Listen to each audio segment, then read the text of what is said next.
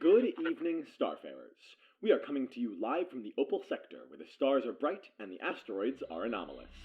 The weather outside is a balmy negative 455 degrees, with a high chance of gamma ray bursts in the early to mid-afternoon. Let's lengthen the weekend together, everyone. Welcome to Tales from an Infinite Verse.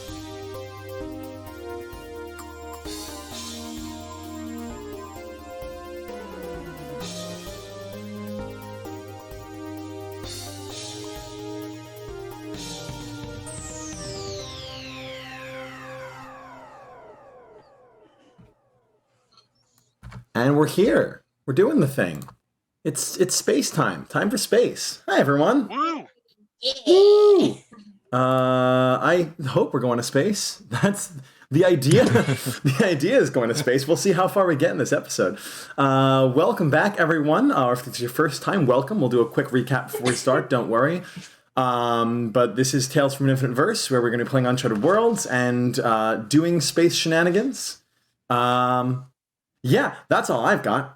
Everyone, let's do a quick intro with everyone. Let's say hi. I'm Josh. I'm the keeper or game master or storyteller or whatever you want to call me. Dan, you want to give us what you got? Yeah, sure. I'm Dan. I play Halcyon Hulsen, the ship's medic. Sean? Hi, I'm Sean. I play Professor VaTze, who is a xenoarchaeologist and the ship's science guy. VaTze, the science guy. Doesn't quite have the same ring to it, but it worked. Sorry, should my head be spinning right now? Row. Doesn't work, no. I don't think I'm going to get these spots. No. Ethan. Hello, I am playing Talon, the ship's engineer. All right. Erin? I am Phera Lark, the ship's captain. Wonderful. And not last but not least, Ellorah. Hi, so I am Halifax Dewitt, and I am the pilot of the ship. Delightful. I'm trying to troubleshoot already because I just heard we got a follow. I got it. And I'm not.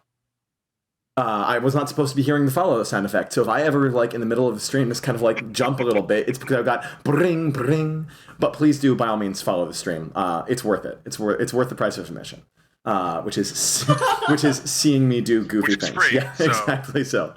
All right. So, It's worth free. anyway, we should be good to go. So I'm going to navigate away from the stream page so I stop staring at myself. And we are going to get this party started. Where we left off. Sorry, that's how I start my D&D things. I'm going to do this instead. Previously, on Tales from an Infinite Verse, our fearless crew encountered a strange derelict vessel, a Class 4 warship set adrift around a planet. Upon closer inspection, however, the ship came to life, and with no sign of hails or attempts at communication, it opened fire on the Freya. Halifax Dewitt, the skilled pilot, threw the ship into a base of maneuvers as they fled, and Captain Phera Lark sent the ship into a wild jump within the safety field in an attempt to avoid damage. The attempt failed, but they did escape, finding themselves on a near uncharted alien world. Near an uncharted alien world. There we go. Halcyon Hulsen patched up the injured crew, the ship medic as he is, and Talon did what he could to patch up the injured ship, being the ship's engineer, which allowed the Freya to limp its way planet-side. They then took to exploring this alien world and had set up some sensor relays and transmitters atop a large stone structure. When last we left the crew of the Freya, they were learning that they are not alone here on this planet. A communication they received but did not respond to was seemingly sent from another Class 2 starship many miles from them, and, of course, there's the Paenra. A fairy tale more than a fact, the Paenra is said to be a nearly unstoppable natural predator, and VaTze, the science officer, is convinced there is one right here on the planet's surface. And we come to you in media res in that moment of all this happening, of him telling the crew that, and kind of being left in the uncomfortable silence of this uncharted world. What do you do? What? The uncomfortable science of after you say we're being hunted by space Wendigo. What time is it right now? How high is like How high a is the variant of the sun? Well, there is a sun, and it is getting close-ish to sunset. You've not been on the planet long enough to really gather how long a sunset takes. You don't know how long the day cycle is on this planet. You've been on the planet for, I think, an hour or two at this point. So I don't think you fully know. It's moved, but you're not like super duper close. So you think you probably still have a few more hours at least. But there's no solid way of knowing. Then again, you do have scanner relay set up, so you could probably find out. Okay. So are you guys all just sort of standing there staring at Ro in disbelief, or? I mean, Dewitt looks very concerned, and go ahead. I was gonna ask, which of us would actually like know what that is? If I sent you the folklore if I sent you the folklore packet from it, then you would. Otherwise, you've probably never heard of it before. Okay. The what? Hang on. I'm sorry. Hang on a second. Merrick is going to make his way over to this side. He's still standing up on top of this this kind of sandstone archaeological marvel you found, this like platform out in the middle of the forest. And he sort of has his brow furrowed as well and goes, I must have been mishearing things. Did you just say you think there's a Paenra on this planet? I said that evidence points to one, but it could be many other things that are also equally horrible. Okay, that's... it's not. It can't... The Paenra, he looks to Phera. The Paenra aren't real. That's a fairy tale. They're a myth. What is Paenra? Yeah, I'm with the cat on this. What is the Paenra? I'm still investigating like where Hal was kind of like I'm still in that area, right? Yeah, you're all like together or close to together at the very least. Because I remember last time I was kind of investigating where Halcyon came back to me and said that there's something over there. Yeah, you guys are at the little X on the tree. At the X on the tree. Okay. Oh, we lost someone, which means Oh no. our video just got mad weird. I knew this day would come. I just hoped it wouldn't be on day 2. All right, those watching, please be patient as we try to figure out how to get our missing person back. I'm not gonna move the windows around. Hell, come back! Oh boy. Oh, this is gonna be a mess for like a second. Thank you for your patience. I'm only freaking out a little bit. Why don't you... We can edit the YouTube thing after, right? That's never happened. Yeah. Right? Oh, I will 100% edit it. Last one I just threw up flat. This one I will 100% be editing before we throw it online. Ooh, Elle just blue screened. Oh no! All right. Oh, That's... Well, why don't you be right back? Yeah, we're gonna be right back, guys. Thank you for your patience. Bye. Please, That's it for now. Please hold. And then the Paenra came and ate us all. Everyone died. The end. Space rocks fall. Everybody dies.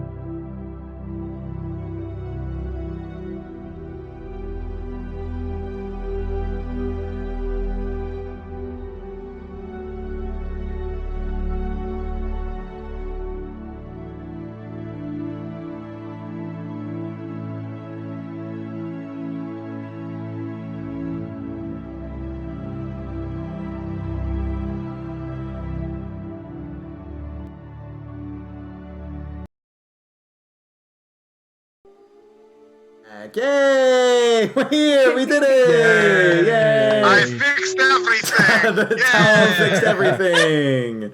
All right. It's what I do. Okay.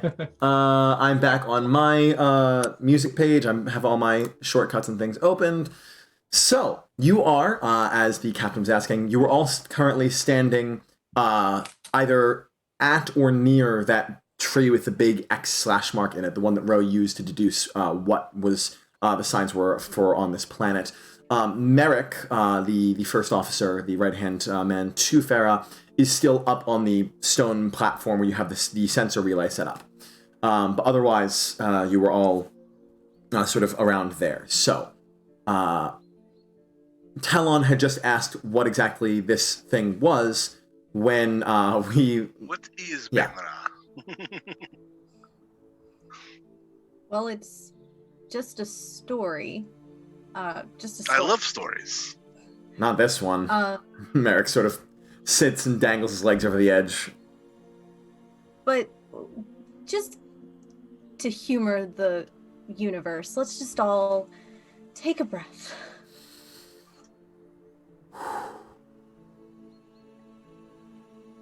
So, I'm going to, wait, is Merrick from my, I think so. okay. That's why he knows what's going on, yeah. And that's why, okay. So, okay.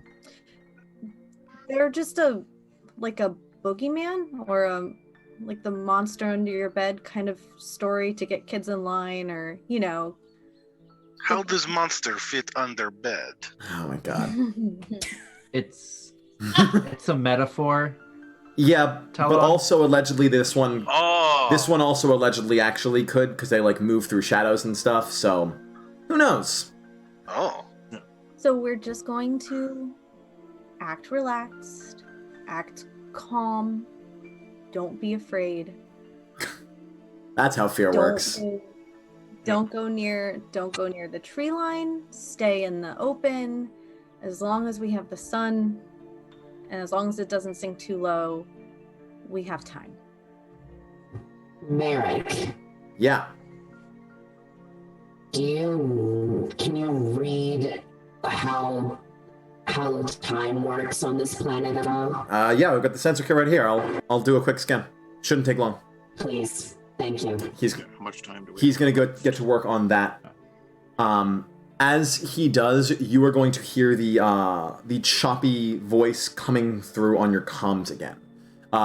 You heard it last time. Some of you heard it last time. Some of you were stuck in a pit when that happened. This time, it is going to reach all of you. It's still a little bit choppy, but you do hear this sort of, hello, read me. If anyone is on this planet... And again, it's sort of just cutting in and out. You say you saw a ship like that way, correct? Yes, that is correct, Ro. When you did your scans of the topography, you found the ship. Yeah. I think originally I said it was like 20 miles out. I think that was probably me ballparking a number that was too much. It's probably closer to 5. Right. So Okay. yeah, so I kind of give them like the general what we actually picked up from the topography of there's a ship that way. There are several more of these kind of structures, although smaller, around the area. This one is the most important looking one, and personally, I kind of wonder at whoever else would be on this planet, but that's not my call to make because it seems like it could be inviting trouble. That's just me. I mean, maybe they were stranded because the Paenra thing killed all of its... Never mind, let's go search that ship. Merrick is going to come back at this point and say... We want to head all the way there? We've got a... Yes, Merrick? We've got a 32-hour day-night cycle. So we've still got about 4 hours before the sun is fully set. We've also got 5 moons. So I don't know how dark night's going to be. Ooh. That's going to be very interesting to see. Also going to be I bet it will be a lot of different beautiful. light sources coming from a lot of different angles, which means a lot of different shadows. But again, and Also, I true. can't stress this enough, things don't move through shadow. That's a fairy tale. Even if the Paenra is real, I'm sure it doesn't... I'm not going to speak it into the existence. Actually, I'm going to stop myself right there. Merrick. Yep. Also, Yep. if Shutting it up, was Captain. complete darkness, wouldn't that all be one big shadow that it could just go anywhere it felt like? Yeah. It's getting a little philosophical, isn't it? What is shadow versus darkness? Yeah, I think that's a little bit much for what we're dealing with right now. Yes, and in any event, if this thing does exist, chances are the shadow thing is a superstition based on lack of understanding of how n-dimensional creatures actually travel from point A to point B, because this is obviously something that can, if it exists, does not exist in our 3 dimensions, possibly. God, nothing puts your mind at ease like a little technobabble, right? Oh, Right? absolutely, yes. And I think that's Could a it be little much. two-dimensional creature, in the which other why direction. it is shadow? Wait, hang on. I heard 2 theories at once. Talon said 2-dimensional. We heard the 2-dimensional creature thing. Dan, what were you saying? That's too much in the other direction, away from deeply philosophical Yes. to deeply scientific. Speaking of I think the truth you. is somewhere in the middle. Speaking of directions, Merrick says, if we've got about 4 hours left, tearing this thing down is going to take 10 minutes. I assume we want to take it with us. Captain, what are we doing? Can we launch a deployable? Do we have any sort of like video transmission that we can send over there that would cover 5 miles? I believe you would need a communication kit, like a kit for that. And I don't think anyone has a communication kit specifically. Survey kit? No, the Survey is kit for what I have scanning already. and for like learning. It's not for sending out messages. The ship communications could probably do it if you were to make it back to your ship. You could just like hailing another starship. Just call it in. I mean, Hugo and... We do have our floating friend up there in my little ship. And that's not a bad idea. Vexius, I feel more comfortable with Vexius flying over there by himself than you. Alone. Does Vexius feel comfortable with that? I'm looking at Vexius. Pinging them through. Oh, right, I our forgot communications Vexius is- probably won't work. I forgot in the recap, Vexius, our little plasma cloud, is inside the flyer. Yes. So you look at Vexius. How does Vexius feel about flying over to the unknown ship on his own on a planet with the universe's most dangerous predator potentially on it? Fine, Vexius is fine. I mean, when you To say be it fair, that way, Vexius, you are up in air. I doubt the Predator can get you all the way up there. There are no shadows near around. All right. Vexius does not sound terribly convinced, but you get the idea he'd do it. He may not like it, but he'd do it. If you feel more comfortable, I can do it. Tell you what, Captain's orders. I'll do as the captain asks. The problem is that Talona is made up of organic materials, and if this is a real threat that exists in a more solid capacity than just a bedtime story, I think that Vexius being made of light would be a little safer.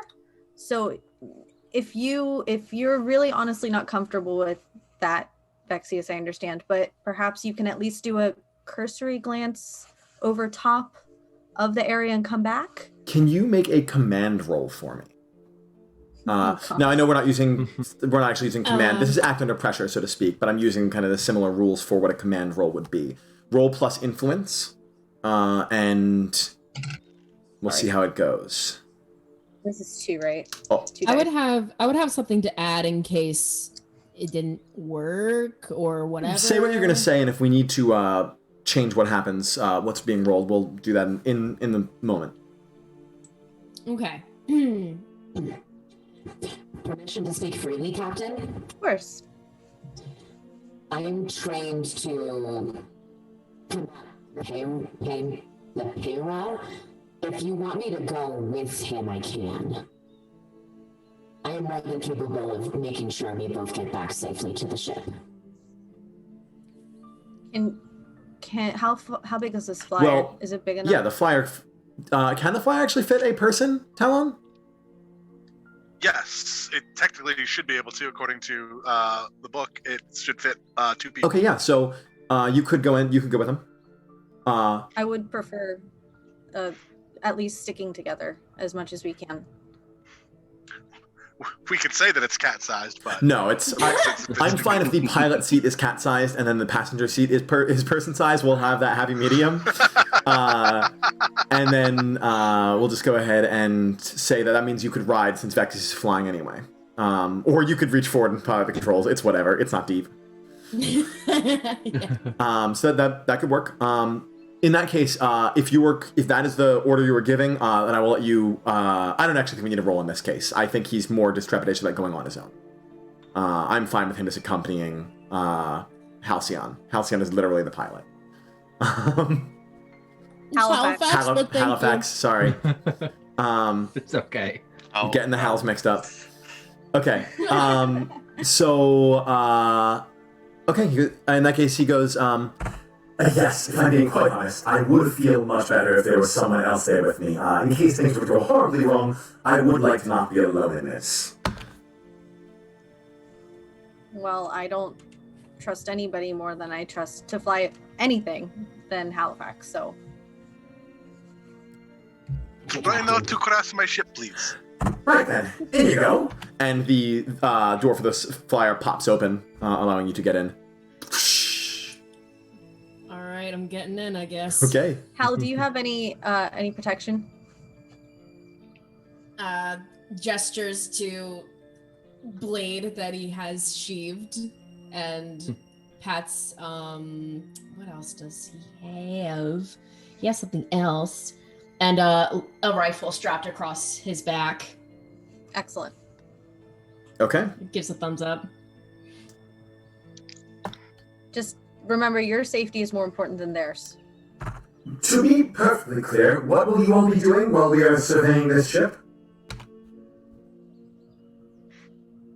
What will we all be Will doing? you be here when we get back, or should we meet you somewhere else? To be determined. If I may be candid, I would suggest everyone get back to the ship. Just for safety. But we have 4 hours of sunlight left. There are more structures to explore. We haven't even explored this structure yet. Considering this is Rose's domain, I think that I might be handing off a little bit of leadership towards the scientist of the crew. But I will let you know if that changes. VaTze somehow. Probably won't regret this. Hopefully won't regret this. Definitely going to regret this.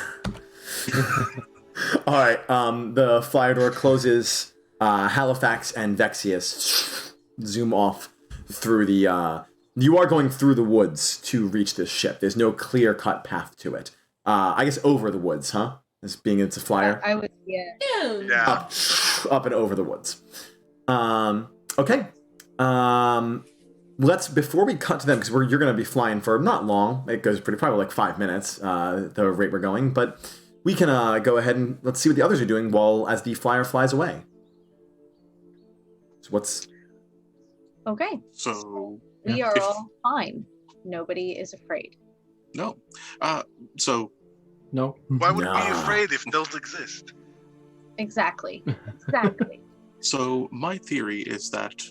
So let us get our mind off of all of that stuff. I say, pointing towards the woods and the big X mark on the tree and that kind of thing, and let's focus on this. Pointing towards the large, very interesting looking structure. There's probably some way in or out because structures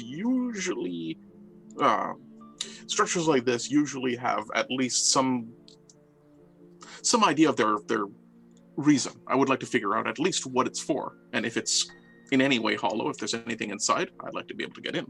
Well, I did see some archway that was half buried.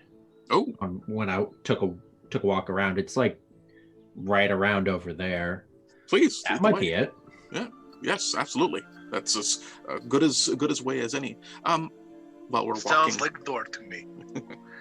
while Same. we're walking, I'll just kind of casually ask because I'm still interested and trying my best not to panic anybody. I'm still interested. So, assuming that this thing is real, which it probably isn't, but assuming this creature thing is real, why do you think that it would leave markings like that? Is it marking its territory like large mammals tend to spray urine, or is it a warning of some kind? I mean, honestly, if it did exist, your guess is probably the best educated based on your mindset, scientific. Oh, please, no! You No, flatter I really, me. Maybe. I'm not a xenoecologist. I am a xenoarchaeologist. Completely different field. Yeah, if it's alive, he has no interest. Exactly. If it hasn't been dead for a very, very, very long time. So what if it's never existed in the first place? Does that kind of pique your interest a little more? Now that you mention it, yes, but I would have to find some sort of texts about it, I guess. To be fair, we know something exists because something made X. Exactly. And Maybe. To be fair, it's a children's story. Children don't care about urine markings or territory. They care about the bump in the night and the Have you met a child? Because sometimes they can be very interested in strange things. You guys reach the archway that Halcyon was talking about. It's barely visible. You are seeing just the very top of it, and the rest seems to be buried beneath the ground. You want to start excavating? Sure. So when I said half buried, I meant like 90% buried. Sorry. Sure, I'm just going to use my weak noodly fish arms and start digging. Sorry, my weak noodly fish arm. The other one is still in a sling from when I fell. True. Yes. All right. Don't. Just a question. Don't our survey kits also survey underground? Yeah, but it's. I mean, yeah. I mean, everybody, all the NPCs have one. Yeah, and Merrick is still up there working it, so he can do some scans. And he's gonna, I think he will have been this whole time. He goes, structure goes down maybe another 10 feet and then cuts off. If it's hollow, the walls are too thick to see inside, so I don't really know if there's a way in or not. I don't know what you're gonna find there. Is it just like rocks? Can you tell us what you think it's made out of, just by looking at the top? Bro. Oh, sorry. Oh, yeah, yes, absolutely. I will say, let me check, pull out the readouts that we got from doing the initial scan, and then actually walk up to the wall and do the kind of like scratch taste, the usual eccentric thing, and give my best guess as to what this structure is made out of, and while I'm at it, whether it's local. Because that's one of those things that archaeologically tends to happen very often. Is this thing was transported several billion miles by a bunch of gophers or whatever. However, the excellent question. Go ahead and let's face adversity right here. With intellect, I assume? Yeah, of course. Yep. All right. No disadvantage or advantage. Nope. It's the usual check. All right, 3, 5. So that is 8 plus 2. Great. 10. So you actually learn quite a few things. First, this actually appears to be an alloy of some kind. It's stone, but it's some sort of combination. This was something that was ground down and mixed up into like a clay-like substance and then hardened again to make a more kind of better construction material. So sure, like a concrete or like a concrete. Alloy is maybe the wrong term. Primitive, but clear signs of intelligent more than just carving. And second, very good question. It is not native. These stones do not appear to be from, there's no signs anywhere else on the planet, based on your readouts from the survey kit, of rock, or at least one of the substances you would need, one of the minerals you would need to make this, is not anywhere that your planet picked up. So it's either from the other side of the planet, or another planet entirely. Which leads you to believe that... Or artificially made or something like that. So some artificial additive or whatever. Yeah. I know this is getting very much into the weeds. Is this thing? Does this look like it's like, what's the word? Like baked, like clay blocks or something like that? Does it look like it's been seared, or is it more like mix, let it dry? Mix, let it dry. You know what I mean? Okay. So we're not talking like advanced. No. Very shaping. Very simple stuff. All right. Okay. As you guys begin your excavation, let me cut away. Let's go check on how Halifax is doing.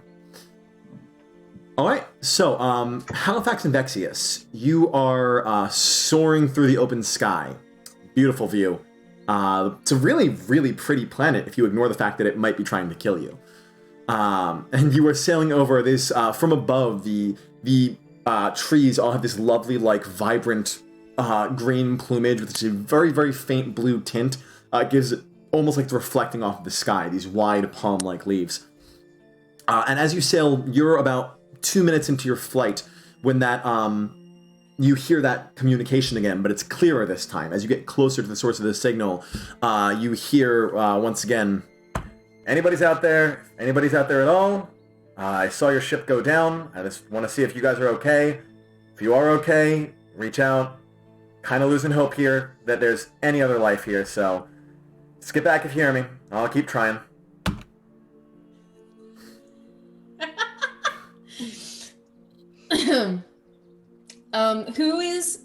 Who's with me? I'm forgetting his name. VaTze. Okay.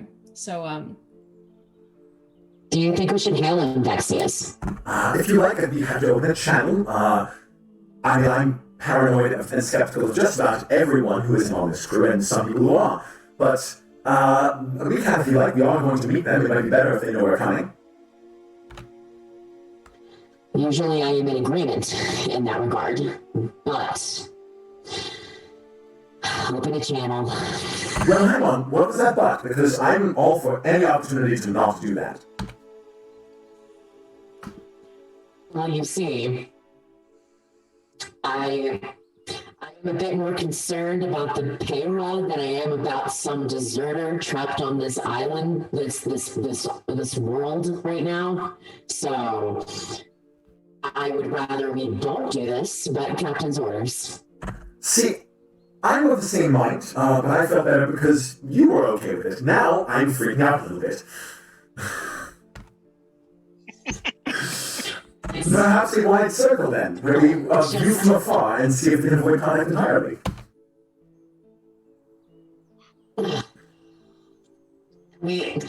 Listen, if Phera had her orders, we're going.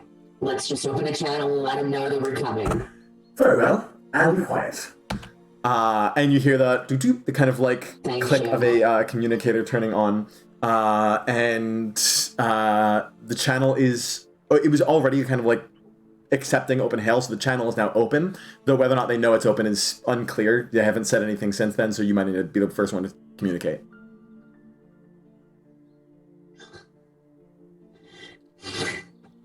They're gonna he's gonna just like leave it open for a minute and see if like this guy notices it all, and he's not responding. It's just like a big eye roll, and then just like clicking like the channel receiver. You are heard. I am coming in representing our ship. Hey, terrific! I was beginning to think I was alone here. All right, great. Who's our ship? Who's we? Like I said, I saw you guys come down, but what's the deal? What happened? You guys look pretty banged up. We can talk when we get there. Sure thing. What do you flying up? Oh, there you are. Yeah, I see the blip on the scanners. All right, yeah, there's space for something like that. I found a nice big open clearing, so feel free to set her down. Heard. Okay. As you go ahead. Like just kind of, just let him set her down. Just kind of like crossing arms, just like ugh. All right, I gotta talk to people. All right, let's do it. As you approach this, sure enough, there is a clearing. It looks like some of this is a naturally occurring clearing, and some of it's artificial. You see some felled trees. You see this clearing's been artificially widened to make plenty of space. And you can see a Class 2 starship, similar to inside, a little bit smaller than your own, actually. It might even just be a large Class 1. It's kind of hard to tell. And it's bad. It looks just as bad as yours, if not worse. But there's a bit of a sinking feeling in the pit of your stomach as you see the side of their hull. Yours could have been anything. A plasma cannon, a rupture from within. There's a very distinct, giant, like probably... I would say 9-foot long X slash across the hull, which just ruptures the whole thing open. This is Stargrade plating. This is not just a tree. That shape is very familiar. And the ship also just kind of looks a mess. Currently waiting for you, looking up in the sky to see your approach, is a man wearing some kind of browns and greens, looks a little like got like the cargo pants and like the vest look going on, various bandoliers of various kind of gadgets and tools. You see there's actually a couple of what appear to be like old school like frag grenades on it. He's definitely armed for a fight, and he has slung, still in hand, but like not aimed aggressively, slung over his shoulder is a very dangerous looking rifle, similar to yours but bigger and currently wired up to the ship. You see like wires trailing from the back end of the rifle all the way to his starship. He's got this sort of shaggy brown hair, couple of scars, dark tan skin, very sun-baked at this point. And he gives you a nice wide wave as you come down and does a mocking sort of like gesturing to a nice open part of the clearing. His ship is currently open. The little loading dock has been lowered to allow easy entrance and exit, and he gestures for you to come on down. VaTze gives one last check. That man does look very dangerous. Final call. Are we setting down? He seems like very annoying to talk to, but we have no other choice. Very well. And brings the flyer down. Let me actually cut back. Let's go back and forth a little bit. Because by now, you guys have been excavating for a little bit. You're doing your digging. How are you? Are you just hands and knees? I know, Ro, you can salvage some primitive tools. What's your MO here?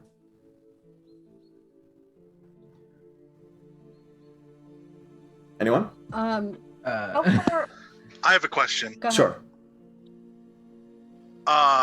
My gravity powers, how much can I lift? It's not about how much, it's about how close to you, and it typically is things within only a few inches. It does improve your digging if you kind of want to flick things away and let the gravity sort of just toss it. You can dig better than a usual cat could, but it's still not going to be like...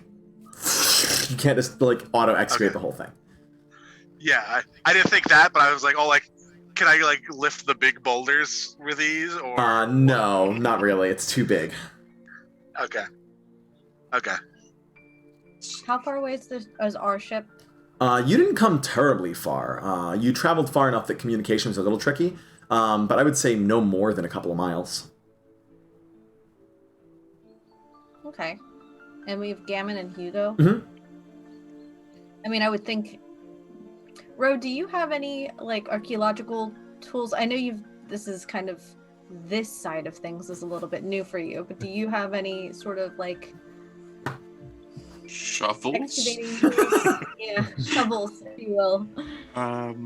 I'm afraid that all the excavation tools that I have are around yay big and are meant for like little scratchiness and, dusting off stuff. I think that my peers at the academy tended to hire large people of various species who could handle the big, digging parts. Okay. I was not expecting us to be here without having, porters. How big is Gammon? Gammon's pretty beefy. They can get some muscle work done. Okay. Gammon be excited about something like this. All right, I'm gonna go on the comms for Gammon. Gammon, come in. Boss. Hey, bud, you wanna dig something up for us? Yeah, dude. Where is it? And I'll send you. I'm sure we can send them the coordinates. I'll send you the coordinates. Sure thing. Is the planet dangerous? Should I bring my guns? Oh, bring your guns, but be yourself. Always do. Always am. One of those things. No, don't do that. All right, Gammon will be over shortly. My just so you know, my MO behind that was like, just don't be afraid. Oh yeah. Not like don't shoot 'em up style, like anything you see. But I guess we'll leave that up for interpretation. All right. You are waiting for Gammon to show. Merrick's sort of just like using the butt of his gun to just sort of like start getting some dirt away, just preemptively seeing if he can find anything. And after about 10 minutes, you hear, "Boss, seeing this weird X pattern on some of the trees. What's up with that?" Yeah, don't worry about that. This is the thing we need you to dig up. And if you don't mind helping us out and then going to check on Okay, so I'm not digging at the X's. No. Did you touch them? No. Okay, great. No. Just definitely not. Please be gentle on the actual like structure, but the dirt. Well, to be clear, he's not there yet. This came from while he was on his way to you. Okay, sorry. Yes. Okay, then never mind. No, definitely not. Okay, good. Rose is still kind of like torn between paying attention to the whatever excavation is happening and the trees, and just kind of musing to himself like, but can it communicate? Because this seems like communication. But I think all it can say is. Well, okay, so I have a theory. Oh. Completely Rose bonkers. swings around, yes. Maybe it's not intentional. Maybe it's moving so fast and it can't control itself, which is why it's leaving X's as a cry for help. Or a target. Tomato, potato, really. Or there's just something on it that like is kind of shaped like an X, and it like slams into a tree and leaves an X mark. That is not a that is actually that's because while you say that large mammals leave urine, not all leave urine. Some just kind of rub up against trees.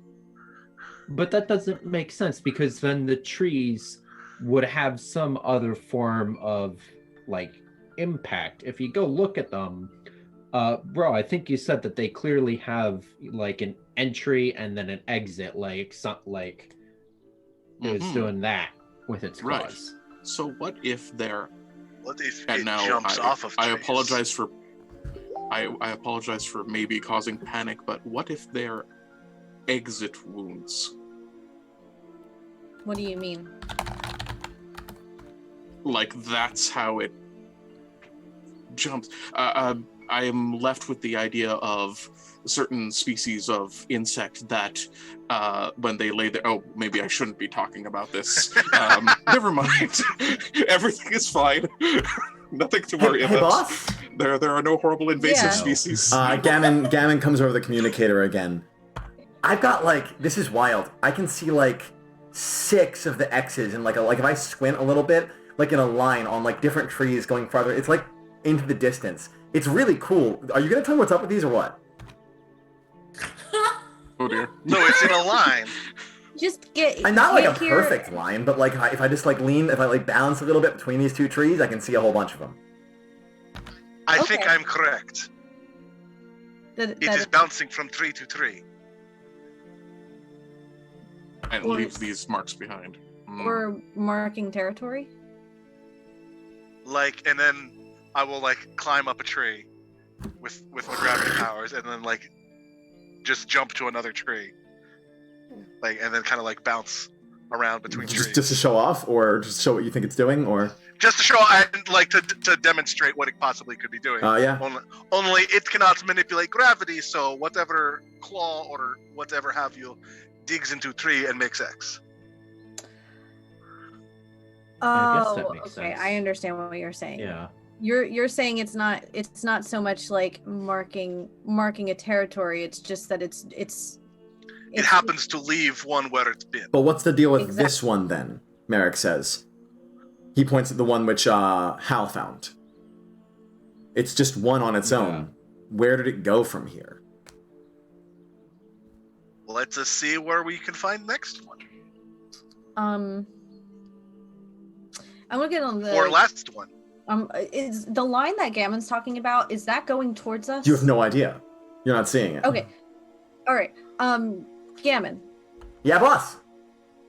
Do me a favor. If it's not out of your way to us, can you go between those trees and tell me if it looks fresher in one direction? Yeah, sure, no problem. A minute passes. I mean, I'll tell you one thing, the sap is gross. But no, they all look pretty samey. I'm not really like an expert like iologist or anything like that, so I'm not sure if maybe I'm missing some sort of big clues, but... Hold on a second. I'm going to look at Ro. I'm pretty sure you told him not to touch the stuff, right? Gammon, don't touch anything. Right. No, I was trying to see how fresh it was. Sorry about that, Cap. You touched it. Well, just a little bit of the sap. Oh, God. Okay. Just get here. Just beeline. Don't touch anything. Got it. Should I be like panicking? Nope. Okay. You're fine.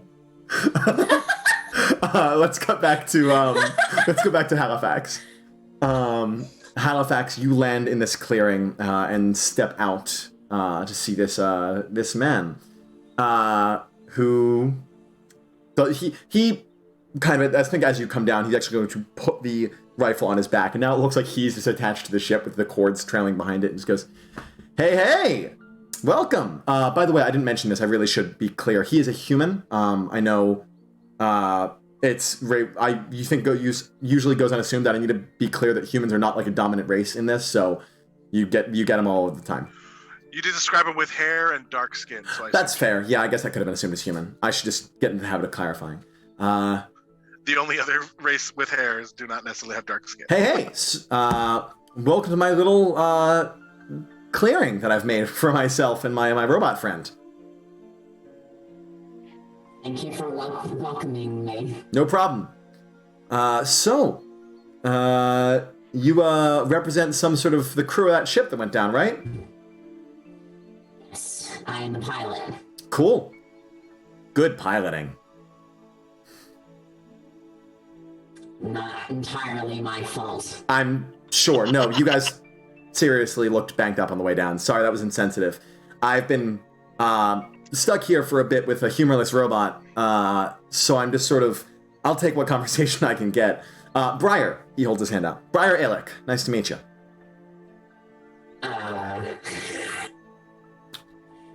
He's gonna give just like a nod and say, I'm Halifax Dewitt, and nice to meet you. Cool. So, where is the rest of you? Like, are they still on the ship? Because I don't know how long, where you guys landed isn't really a clearing. I don't know how long you guys are going to be safe there. I think we're going to be making do with what we can for now. We were not expecting another person to be here, but clearly... Yeah, well, I wasn't expecting other people to be here. It's a welcome relief. Might actually mean I can get off this place eventually. So, the injury to your ship. Yeah. You noticed that, huh? It's very obvious. Mm-hmm. Certainly is. Do you know? Do I know that it was injured? Yeah, it's pretty obvious. No. What it means. The Paenra? Yes. Yeah. That's why I'm here. I'm hunting. You're hunting the Paenra. You betcha. Why do you think I have this thing juiced up to the ship? Gotta get through its hide somehow. Oh. The ship... You hunt that? Not them. It. As far as I know, it's if not the last one of the last ones. I've never heard of anyone except for this. And, yeah, I'm hunting it. So it can't do what it did again.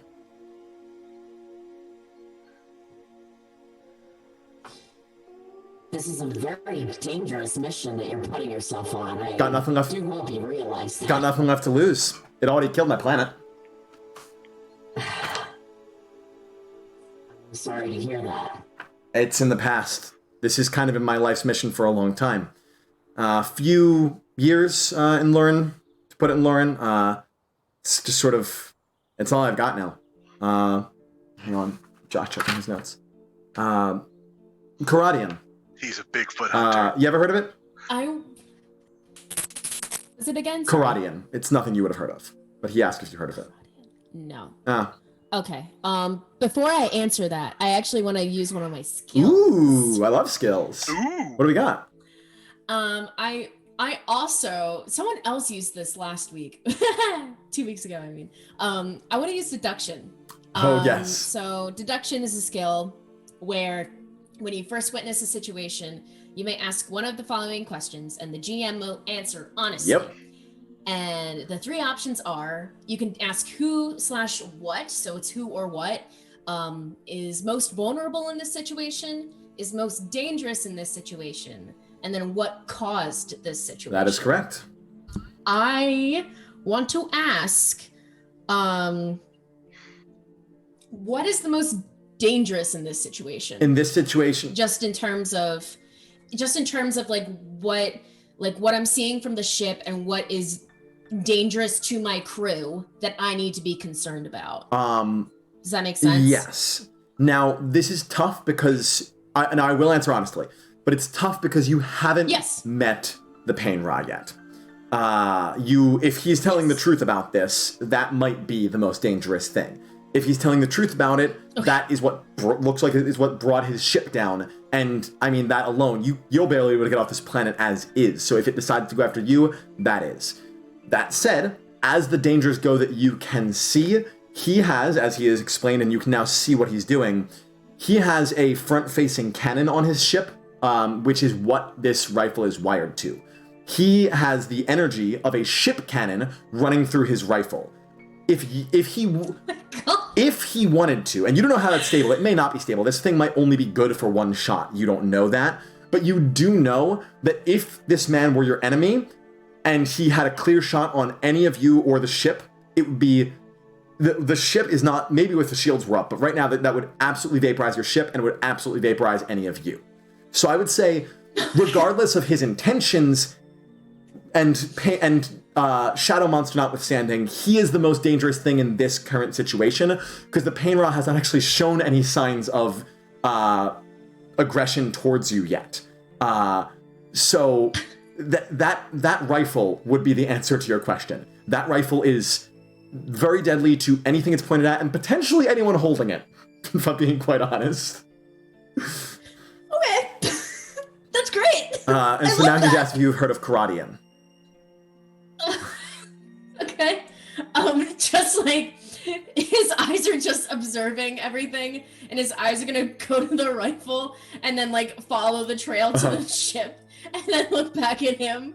He's going to say, I can't say that I have heard of it. It's my home world. We weren't really much, just sort of getting into the space travel game. And this thing came there and tore the whole thing to pieces. An entire civilization.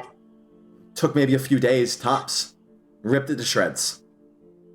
Nothing we could do. Yeah, I have read on it, so... Well, then you know how dangerous it is. But I brought it here on purpose. I didn't plan on getting knocked out of the sky, but I did plan on landing. I was hoping to put down on this planet because the nights don't get very dark around here. So I'm never super vulnerable. Yeah, the days are 32 hours? Oh, you did your research. Yeah, just about. Okay.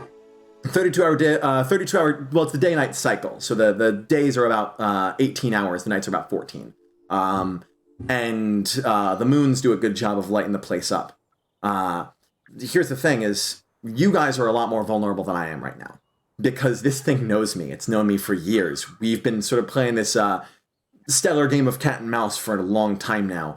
And it is afraid of me. It's the only reason I'm still alive. Because it knows I can kill it. I'm pretty sure I got a shot off before we went down. I think it's as stuck here as I am right now. It's wounded, and he points to his ship. So am I, quite frankly, as in terms of things. But it knows what I'm capable of, so it's not coming at me while it knows I'm here. Anything I've got sight on, I think it avoids. I can't see you guys right now, so I can't protect you. And on that, I'll let you think on your response, because I'm going to cut back to the rest of the crew. Thank you. got you covered.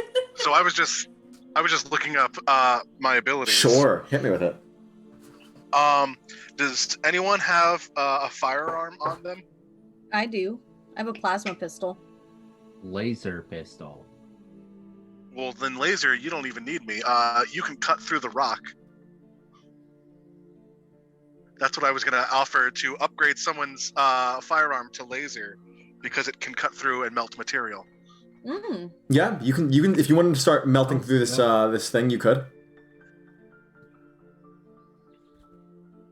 Yeah, Halcyon would not have thought to do that, but if you broach the subject and be like, "Oh yeah, I've got a laser pistol," and then I have the ability to upgrade weapons and give them an extra tag. Merrick is going to turn to you, Ro, and say, "You cool with that? You know, the whole shooting alien rocks?" Yes, as long as they don't seem to have any historical significance. Yes. Well, isn't the archway like covered by? I thought it was covered by like rubble and stuff. Oh no, it's just in the dirt. Yeah, it's straight in the dirt. It's in the dirt. Yeah. Yeah, so we can just cut through the dirt. Yeah, I mean, if you were to sort of start blasting at the ground, that's another way to do it. Yes. Yeah. If I also, I have a drill on me. I realized. Great. Sorry, what's up, bro? Oh, if I may suggest, however, that's going to drain your clip really quickly. It's not. I don't think those pistols are necessarily made for sustained laser drilling. Like it's not a. It's probably not. It's not a plasma cutter or anything like that, right? No, I mean I usually use it just for like, doing cauterizations out in the field. It's kind of a little bit special. I can just dial it down from painful to tingling sensation, and that usually just cauterizes any wounds. Boss. You hear a hushed whisper through the comms. Yeah. Okay. What's up? I don't want to freak you out, but I'm on my way to where you told me, and I found this huge rock thing. It's just like a big stone platform in the middle of a clearing. That's us. Just go around it. Oh, the other side. Okay. Gavin comes running around the side of the rock formation. All right, I'm here. He has they have a pack of various things, including an old school like shovel and basically like a laser knife, to something we can use to sort of like loosen shovel, and his immediately goes to work. Where am I digging? Try not to destroy the structure. Just dig around it. Yeah, no problem. And just gets to work, just tearing at the dirt, loosen with dagger, shovel with shovel, and just kind of starts working at that. You guys. Wow, look at them go! What a himbo! Gavin is just totally eager to get this done. Totally fine with it. It does take some time, but after about 10 minutes, they've cleared enough that you can actually see a little bit of what you're looking at. The archway does appear to be sealed in a way that it's the kind of an arch over something, but then it's the same solid stone going down beyond that. But there do appear to be carvings in that stone, which you are now seeing the very top of. You see what appears to be like a wavy line, similar to how a child might depict the sun at the very top of it. I'm going to stop Gammon with their aggressive shoveling. Yeah. And I'm gonna grab their shovel. Actually, okay. I'm going to say, no, they can hold on to it. I just want to grab the handle to stop them. Okay. I am not the leader of this expedition. Ro is. Whoa! Don't blame me if anything goes wrong. I'm not blaming you. I'm not blaming you if anything goes wrong.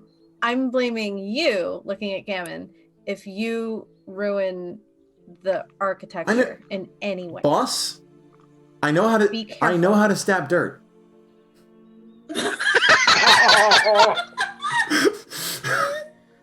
No, Gammon, I don't think that's under question. You've thoroughly proven yourself. You're clearly the best at It's- stabbing dirt. It's more of, can you stab the dirt in a way that doesn't affect this archway? Can you stab inside of someone's ribs, not on the actual rib? It's if you get lucky, yes. Be careful. Okay. Please. Yeah. Be careful. Boss, I got you. Jeez. They keep going. I I think was going to offer explosives next, but this seems like it's working out just fine. Wait, well, Phera? I think Phera is very much needs to make sure that everybody is aware that this is very important to Ro because it is like scientific and like we're leaning into that today. Gamut. Yeah, and oh, sorry. As the first like an actual real life, honest to goodness pictograph appears, is the like his eyes are already huge, right? Because he's like a fish, but like the inner iris just kind of goes completely like whoop, just okay. Right. Recording devices. Absolutely. So yeah, pulls out like,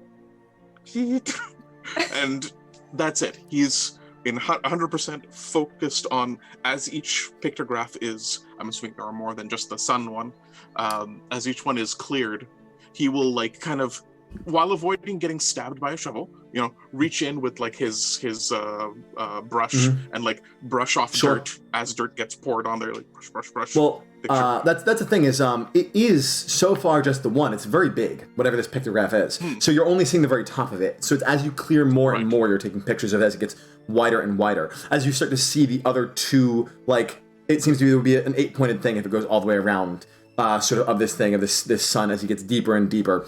The ground is hard, but that's what the laser knife is for. It really loosens it up. So Gammon's able to do some quick work. Every once in a while, he employs Talon, like, hey, can you just like gravity some of this to you and like get it out of here? Sure.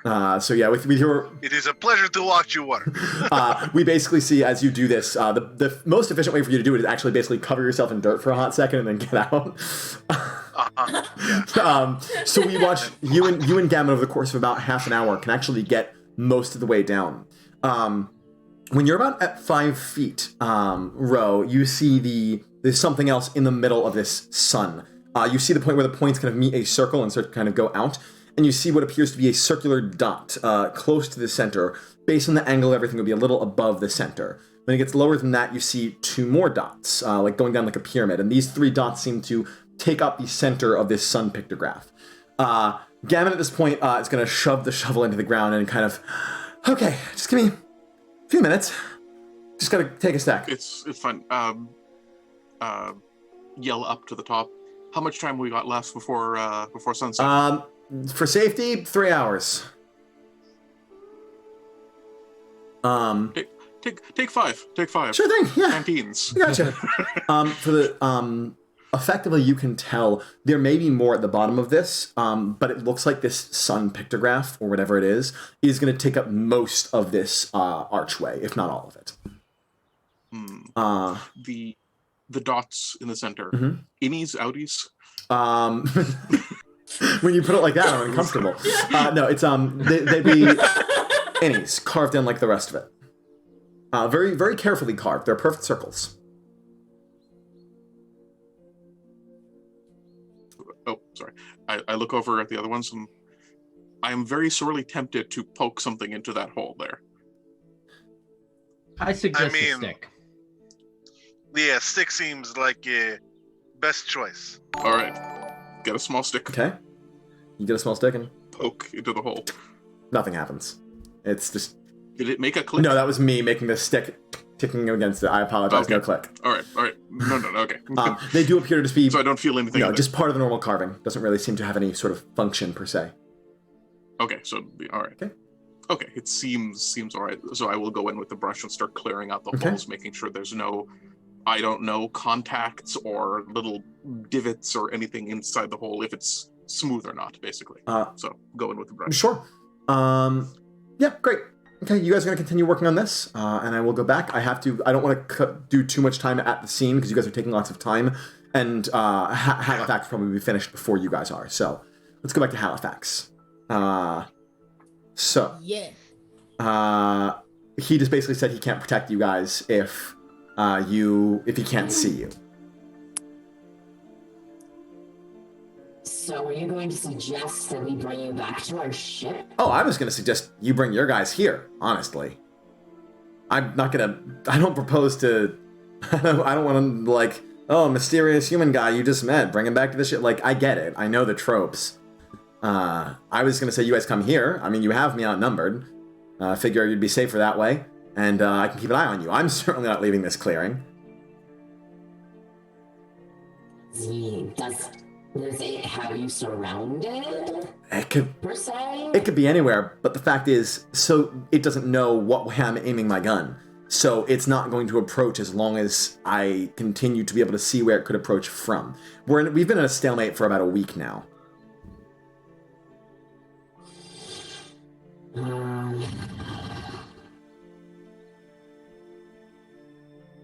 I would need to talk with my captain. I can be quick, and we can figure something out, and let you know. Yeah, quick sounds good. From within the ship, you hear, Captain, we've got movement on the scanners. And he looks back, and you see a little rolly robot on like two like triangled treads with like one of the like swivelly tops. He comes out. He has a swivelly top and like 6 arms, all of which appear to be a different tool. There's like a claw on one and like a drill on another. One of them has what looks like a janky little like pistol, and he's got this various stuff. And he goes, like towards us. No, not towards us. Just an unusual amount of movement. It's probably checking out the new meat. Be quick, he says, turning to you. Thanks, Telemachus. We're good. Telemachus, this robot, kind of turns to you. It has one little eye in the center of like a little hollow screen, and that eye just sort of looks at you and just goes, "Dude," and turns like in an angry face sort of a thing, like a little angry face at you, and then turns and rolls back onto the ship. Don't mind Telemachus; he's moody. I can see that. All right. I'll be here. Your name again? Briar Illick. Briar. All right, Briar. We will keep in contact. We will see what the captain says. I'm pretty sure it's still capable of flight planet side, so be careful even above the tree line, all right? Yes, I am well aware. Thank you. All right. Safe travels. And he's gonna pop back over. He's not gonna say anything. Sure. He's gonna pop back in, start heading back. Well, I was listening to all of that. VaTze says. That was all.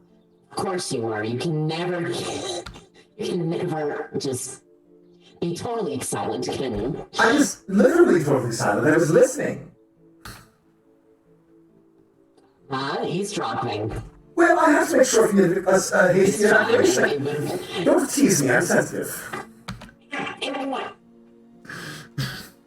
Yes, I can see that. Well, not. I can hear that.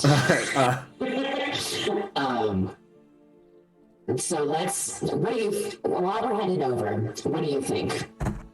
Give me some insight here. Well, I feel terrified. It seems this is. Don't do that. Don't do that because that fear. No, we don't do that. Don't do that. That's bad. Well, what I think is that something tore his ship out of the sky, and that's bad for everyone because it means getting off this planet will be very hard or impossible if what it is still here until it's taken care of. And I think that he is also very dangerous, and I hope he's telling the truth only because I don't want him to be some sort of scoundrel.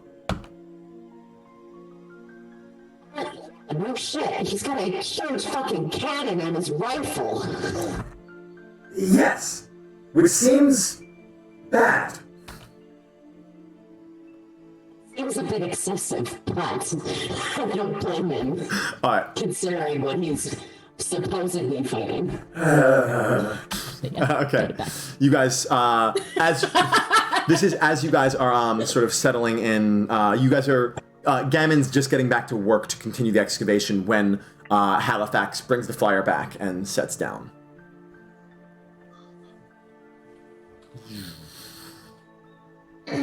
So how was your play date? It's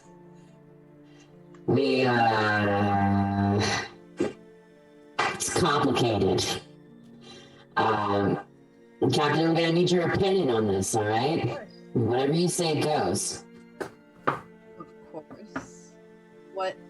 Wait, what was the last thing you just said? I'm sorry. Whatever you say goes, I believe. Oh, whatever you say goes. Yeah, whatever you say Okay. goes, yes. So, there is only one man. His name is Briar. Illick. It's Illick. Thank you. Illick. Illick. So, Briar Illick is crashed here as well, but for very different reasons and very different circumstances that seem truthful for now.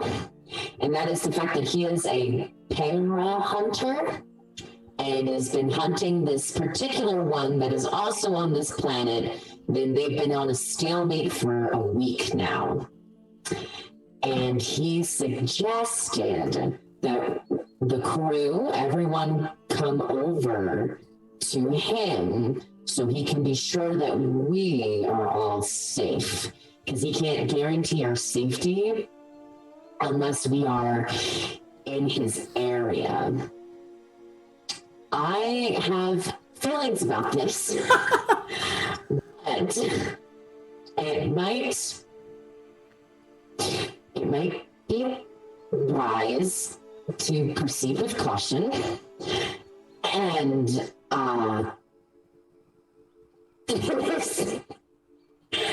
His neuromask is gonna it's like he's really wanting to say something, but he just turns off his neuromask and it just like goes back into like his like little ears. He's just gonna like cross his arms and not say anything else. At this point, Hal briefly signs over to Hal, like basically communicating, "Are you sure about this?"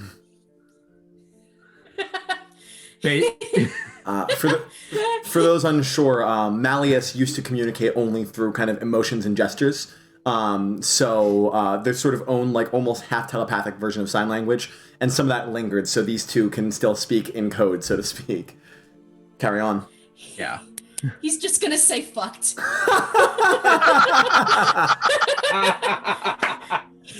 Just like rubbing his temple. And Halcyon is just gonna nod and say, Ro, this looks like a door, doesn't it? We should open it. I was more... So I'm like, but what about the whole conversation about this person? Dude. Yep. Nope. Don't worry about that. So he is hunting something that does not exist. Yeah, well, he obviously believes that it exists, but I'm more wondering, does he have fuel? I'm sorry, that was horribly pragmatic of me. Is he okay? And does he have fuel? I think that's forgivable. He's trapped here as much as we are, basically. Is he trapped because he has no fuel, or is he trapped because his ship is too damaged? I think damaged. Then we take his fuel. Nice. We could bring him along. We could bring him along, right? That would be part of the... I don't think that either would necessarily be the best decision in this. We should probably focus on this while we still have 3 hours, right, Merrick? And counting. A little less now. I wouldn't get cozy in that 3. 3 hours? Yeah, we have 3 hours. So yes, I agree with you. This does seem like a door. Yes. How to get 3 through it. hours, but we also need to decide if we go back to our ship at end of 3 hours or go to his ship at end of 3 hours. That does affect our Because timeline. apparently he thinks it is safer at his ship. I understand that. I am a little worried if we tell him no that he might incidentally blast us. Wait a second, Merrick said. I was gonna red flag this because it sounds kind of like a scam. This sounds like the kind of thing a scam artist would do. Alien on a planet, you need my protection kind of a thing.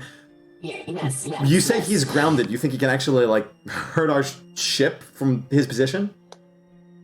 We connected his rifle to a ship cannon. Oh, he's a crazy person. So if he attached it to his cannon, then he can't leave without his rifle, or it's rendered just a rifle. Yes, which is why he says it would be better if we go to him. Well, that also means that he won't come to us. Not until creature is dead, at least. Yes. But with my knowledge of engineering, can I gauge what the range of that rifle would be if it's hooked up to a cannon like that? If he has, now, the chances of you successfully putting something like this together that would actually bear that kind of force seem astronomical to you. You need to have an incredible engineering background. Talon, you might be able to do it with a lot of time and a very ideal scenario. The fact that he sort of jerry-rigged this kind of makes it seem very implausible, but if he did, there's no range on the planet that he couldn't cover. Like, the curvature of the planet would stop it before anything else did. These are meant for, like, long-distance ship-to-ship combat. This could fire hundreds of miles in a few seconds. Oh. Now, if he did this successfully, now that is big if, but he may be correct in thinking he might accidentally shoot us. Mm-hmm. The problem I have here is that we have crew members on board who are less than keen on leaving the ship. Crew member, Gammon says. Hugo's alone now. Alone on the ship. I don't want to leave Hugo more than we need to. And I also know that Hugo will not come with us. I told him it was totally safe on the planet, so Gammon shrugs. You said not to worry about it. And you're not going to worry about it. Nope. I'm not worried about it. Because we're not going to go to that strange man's ship with a wild, like mega pistol, just hunting bedtime. Rifle. We're not doing that. Man, Gammon looks a little disappointed at this. I mean, we only have room on our crew for one big himbo on board. We can't. No, no. I don't care about him. I just wanted to shoot his big fuck off rifle. Maybe we can when it's light again, but I think that we should focus on our scientific efforts right now, get back to Hugo and the ship as soon as we can, and then tackle it in the morning. Did he give reason for why he is hunting creature? And it destroyed his entire planet. Oh! So it's like that. It massacred his entire people in a span of a few days. How long Okay. have you been here? How long's it been here? Mm-hmm. A little over a week? Is that correct? A little over a week. So that math doesn't seem to add up. Either he's lying about how quickly the planet was destroyed within the span of a few days, or... He's been hunting it for years. They've been on a cat and mouse chase for a while. He also claims he's wounded the creature. Vexius adds in. That is also true. Well, maybe. We don't know. It's true that he claimed it. I think we can benefit from his information and definitely his resources if he has any available willing to spare, but I don't think we can benefit from his protection more than we can all benefit from each other's. Okay. I am slightly concerned. Do you want me to go back and... Ethan? I am slightly concerned about a creature that can apparently kill whole planet in span of days, and we are just little crew on ship that has no idea how to defend ourselves against it. I have a vague idea. It's just for the record. Just can put that out there. What is idea? Training with my faction, the United Multiverse. They kind of they made a big deal about that, and I know some Big things. deal about what? The Phera. Oh, Yes. your military background trained you to fight mythological creatures. It's not. I've never met it, but I've heard enough stories for it to. I believe that it is real. And just the fact that someone crashed here with very clear slash marks, an X, like on the trees. It seems, Oh, ship had X on it. Yes, it seems very clear that this thing is real. Okay. If you believe you can keep us safe, I guess we will take our chances. I don't know about all that. This is just a very complicated situation, and It seems so, yes. Yes, I don't trust him, especially with a big giant rifle cannon. But he seems Well, to be know fair, a he lot- can only shoot one of us at a time. It seems like he knows a lot more about what he's doing than I ever could. So that is. During this whole conversation, Ro and Halcyon, have you still been chilling with Gammon, working on your thing? I've been trying to figure out the door, and every time that some dirt or whatever gets thrown on the door, I'll just be there with my brush. Remember, I'm still bandaged up, so I'm like brush. Sure. You get a little. You were deeper enough in this dirt now. You've uncovered more of the pictogram, and what you've uncovered is about a foot down on the drawing from that through the 3 dots in the center. And what it is clear before you even get all the way through, but you do get all the way through, is an X. Right below it, about a foot down from those 3 dots. Carved in.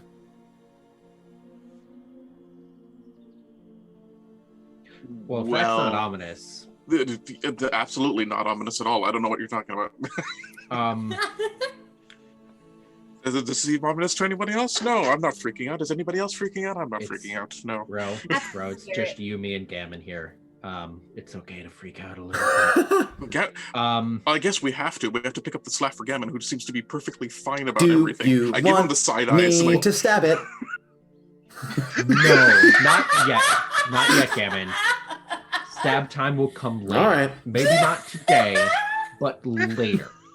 okay, so the X is carved into the stone. Like, it's the same kind of carving as everything else, right? It isn't like done later. There's like chips or whatever. Same kind of carving, a little bit deeper than the rest of it. Okay, but it is like legit carving and not like, oh, somebody graffitied this with their super long claws. Tell you what, can you actually make an intellect roll for me really quick? Let's All right. Let's make the gather information one, whatever that one's called. Assessment. That is quite a line. Yeah. 2 and 6 and 2 is 10. All right. Nice. It appears to be the same carvings, but I mean, everyone was thinking it. The X, of course, is the same shape as that was left in the trees. But you look a little bit closer at this, and as a matter of fact, what you were trying with the eyes, the pokey thing, looks like it could work here. There's an individual hole at the end of each tip of the X that goes a little bit deeper into this. It looks like it is a slot for something. All right. This time, Gammon, fetch me my poking stick. Poking stick? What you need 4? Do we see Gammon Take a going couple for of steps poking back. They're pretty deep in a hole right now, so I don't think so. This is all while you're having that big conversation. Oh, I mean, you probably heard the. True.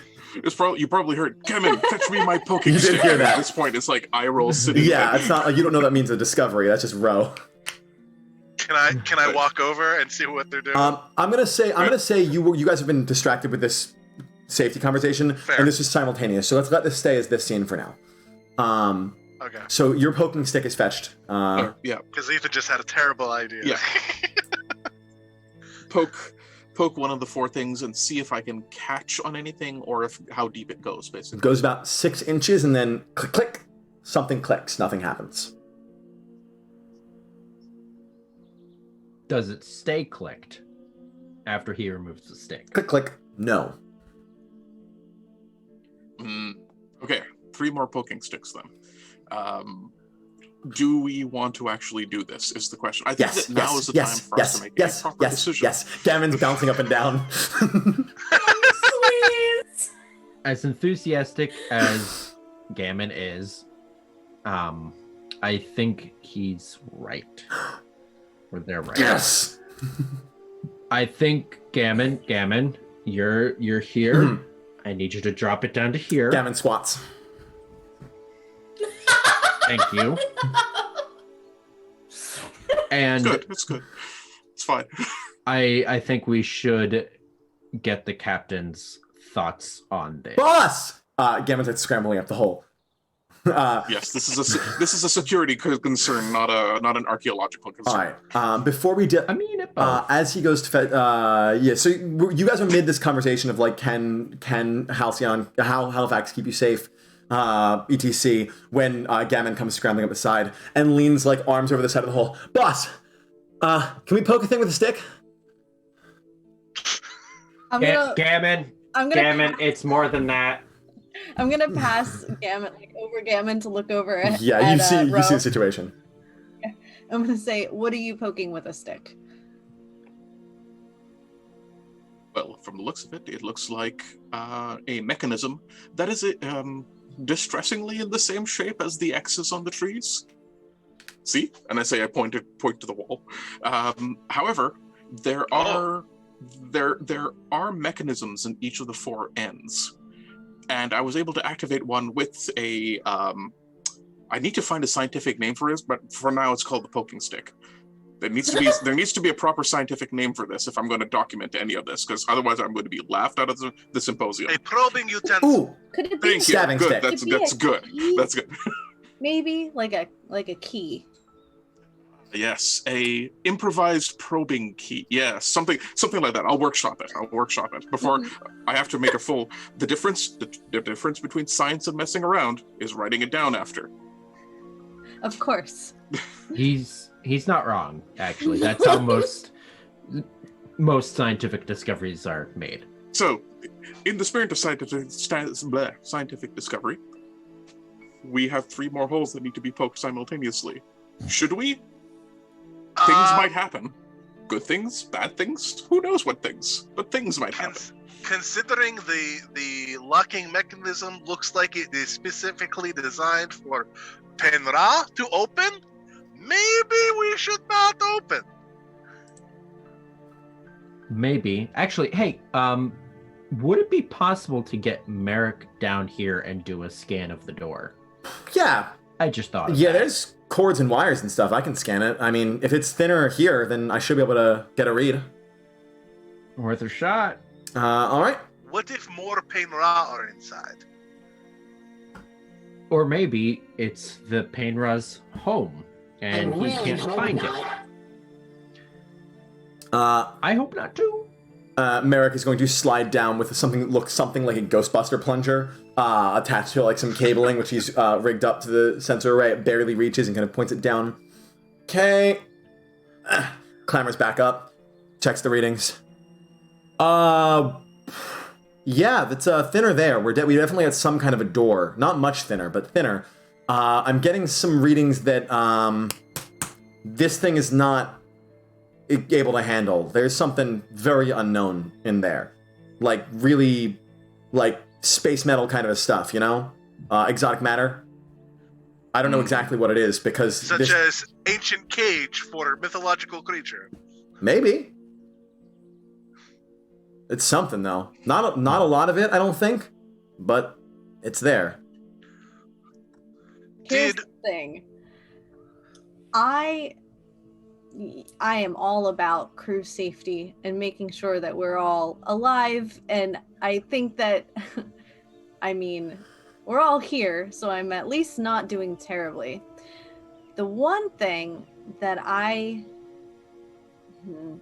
I will take a risk at every time is diving into the unknown.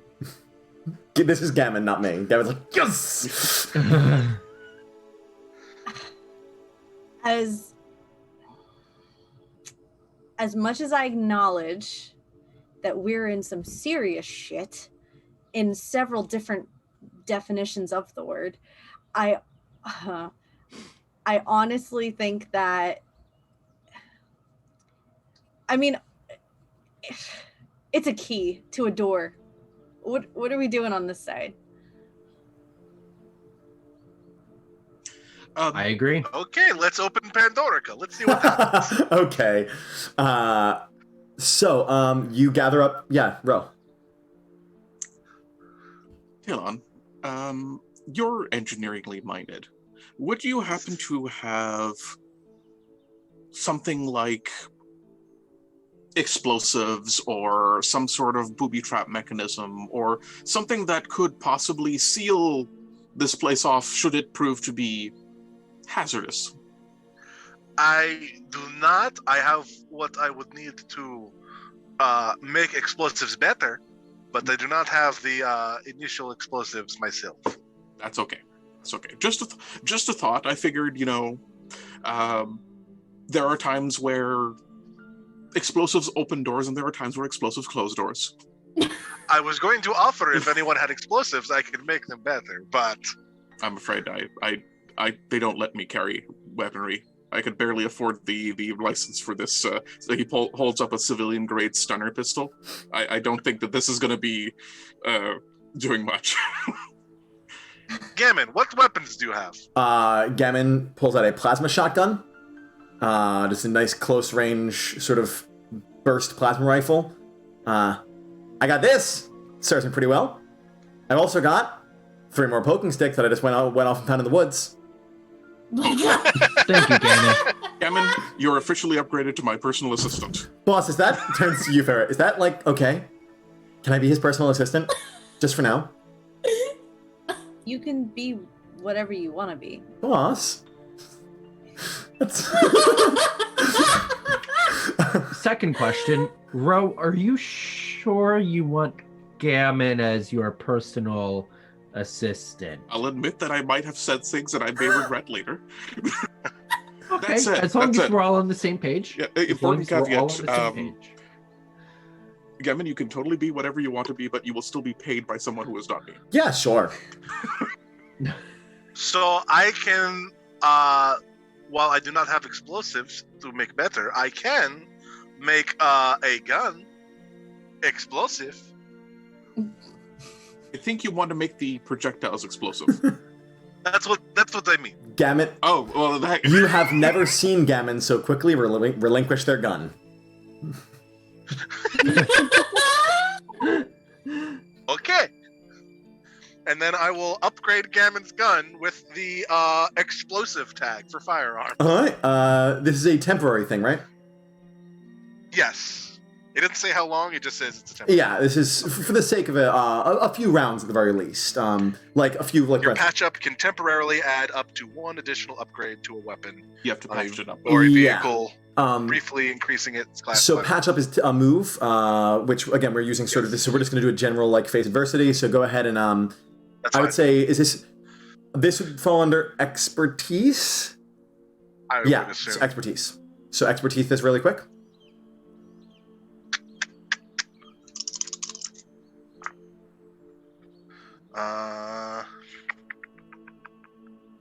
That is an 8. Okay. So on an 8, I think you're gonna do this. You don't have your materials here. You don't like have like a workshop or anything. This is going to be good for, I think, 1 shot. Is the consequence there? I do have my engineering kit. Okay. But not like a full-on workstation. It's a mixed success. So this. Yeah. I'll tell you what. I'll give you a choice here rather than calling it concrete. Either this is flawless, definitely going to work, good for 1 shot, or good for several shots, but on the last shot it's good for, there's going to be a problem, and you don't know which one that's going to be. Flawless, good for 1 All shot. right, one solid explosive shot. All right, Gammon, this will only work once, though. So basically, you just took a shotgun and said rate of fire is yes. Just all of them. That is basically how it works. Is Essentially, the entire clip has been condensed into one. Like you pull the trigger and the whole clip launches. All right, phenomenal. So Gammon stands at the ready to shoot whatever money needs to be shot with explosives. All right, a little bit of ceremony. Each of us holds our stick. Who is each of us? Halcyon. Can I do one thing? Yeah, you can. Yeah, you can. Can I knowing what I know about the lore and also the Lauren lore, does the door insignia look familiar at all, like the sun? Go ahead and roll a Lauren lore for me. We haven't done this yet, so just go ahead and roll 2d6 to see what you can figure out. Hugo's not here, so you don't get your advantage, but it's just 2d6. Ooh, guys, that's a 10. Perfect. Well, given that this is both you're a Lauren who is prone to know things, and also the fact that you are literally dealing with something that is part of your own folklore, you have seen enough of this image now to piece this together. This is not the sun. This is not meant to be representing the sun. You start to notice the shape of it and kind of the circle that goes around is not quite a circle. It's actually almost ovular. The dots in the middle, the X at the bottom. This is a head, a face, eyes, a mouth. Shit. This is a depiction of what, or at least someone's idea of what a Paenra looks like. So, I'm not saying we can't open this door.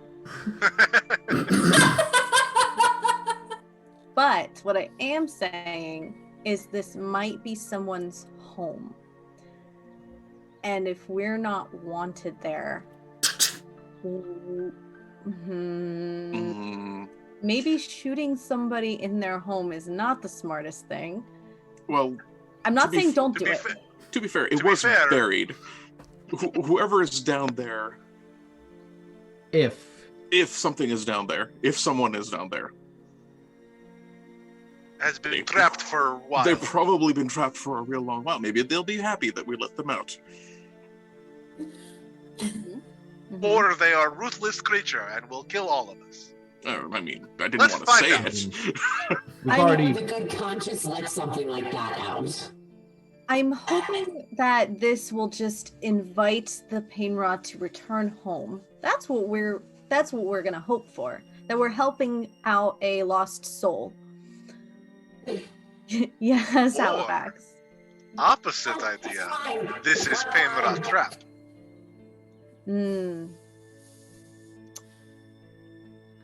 I don't see where we have any other option. We can either do what that guy was doing and stalemate for a long time and hope that we scrounge up some resources and get out of here, or we can try something new. Try something new. I'm totally in for the open the door. Man, you're so good with the talky stuff, Gammon says. One of those days. All right. Are you pokey sticking this door open? All right, you guys, go ahead and poke it with a stick. On 3. 1, 2, As they're doing 3. this, Talon disappears and uses his stealth ability. Okay, Talon, you back into the shadows and vanish. All right. 1, Sticks are 2, poked. 3. And as the 4 things click, we're going to take a 10-minute break. We will be back in 10 minutes, everyone. Stay tuned. We got another hour of this left. Let's see if we can crack this mystery open.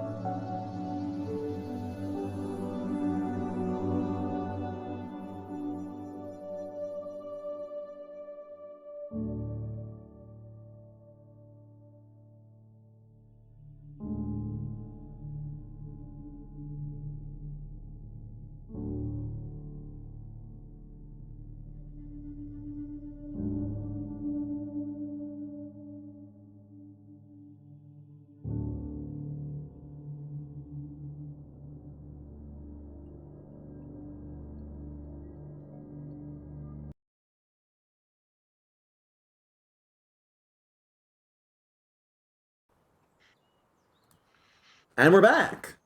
Welcome back, everyone. Yay. All right. Where we left off, we find our crew poking for holes with a pokey stick. And that's 4 pokey sticks. 4 please. pokey sticks. And that is where we are at. So. And I've disappeared into foliage. Yes, Talon has vanished into the foliage. Can I just have like my hand on like the grip of my sword just to like, just in case? Sure thing. I'm actually kind of impressed that Talon, knowing full well that there was some sort of transdimensional horror in the forest, would go into the shadows of the forest. Yeah, that's big dick energy right there. I must say, like, I'm a cat. What did you expect? Right. Okay, so we're gonna have to get him down from the proverbial tree eventually.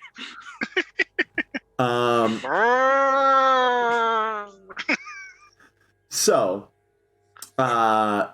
the 4 clicking sounds happen, and the door begins to, like, slide downwards, as you expect a door might. You are muted. Drop the stick, fumble with my recorder to record the opening of the door, because this is going to be very important of, like, making sure that there's, like a record of, this is how it works. Yeah.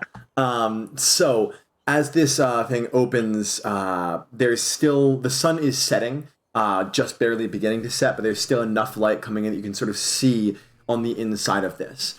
But you wouldn't need it too much, because there is a faint glow coming from inside to illuminate this chamber. And a chamber is what it is. This thing, about 100 feet around and no more than like 20 feet deep, appears to be just a wide sort of open space. The walls are easily 5 feet thick, which you can tell just from out here. And there's a drop. The door goes down below even where you dug out to. And it continues, dirt sort of falling inside as you go. Inside this chamber, the chamber is nearly empty, save for what appears to be a kind of pillar, kind of the same stone coming up from the bottom and down from the top. At the center, suspended between them, is about a 1 foot coarse sphere. It's sphere-shaped, but it's not perfect. It's not like a crystal ball floating there. It's like a chunk of something. You can see the places where it's kind of like rough and weathered. And that is where the glow is coming from, too. The actual surface of the rock seems to be almost black in its hue, but there's a faint, like, kind of like black light glow that washes over the chamber from there, giving you detail of the pillars, but not quite the wall, ceiling, or floor. That kind of comes from just the sunlight around you. It hovers between the pillars. It's not actually, like, held there. It is hovering a few inches from each and slowly rotating.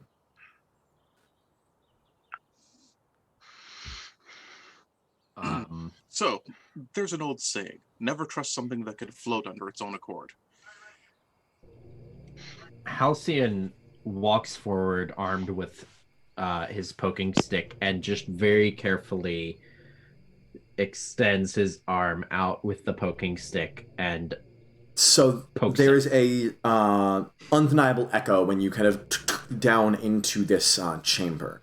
You kind of start to walk forward. You guys all hear the echo of Halcyon advancing on it, and you go to poke it with your stick, and yep, nothing happens. It's safe, guys. We're good. Come on in.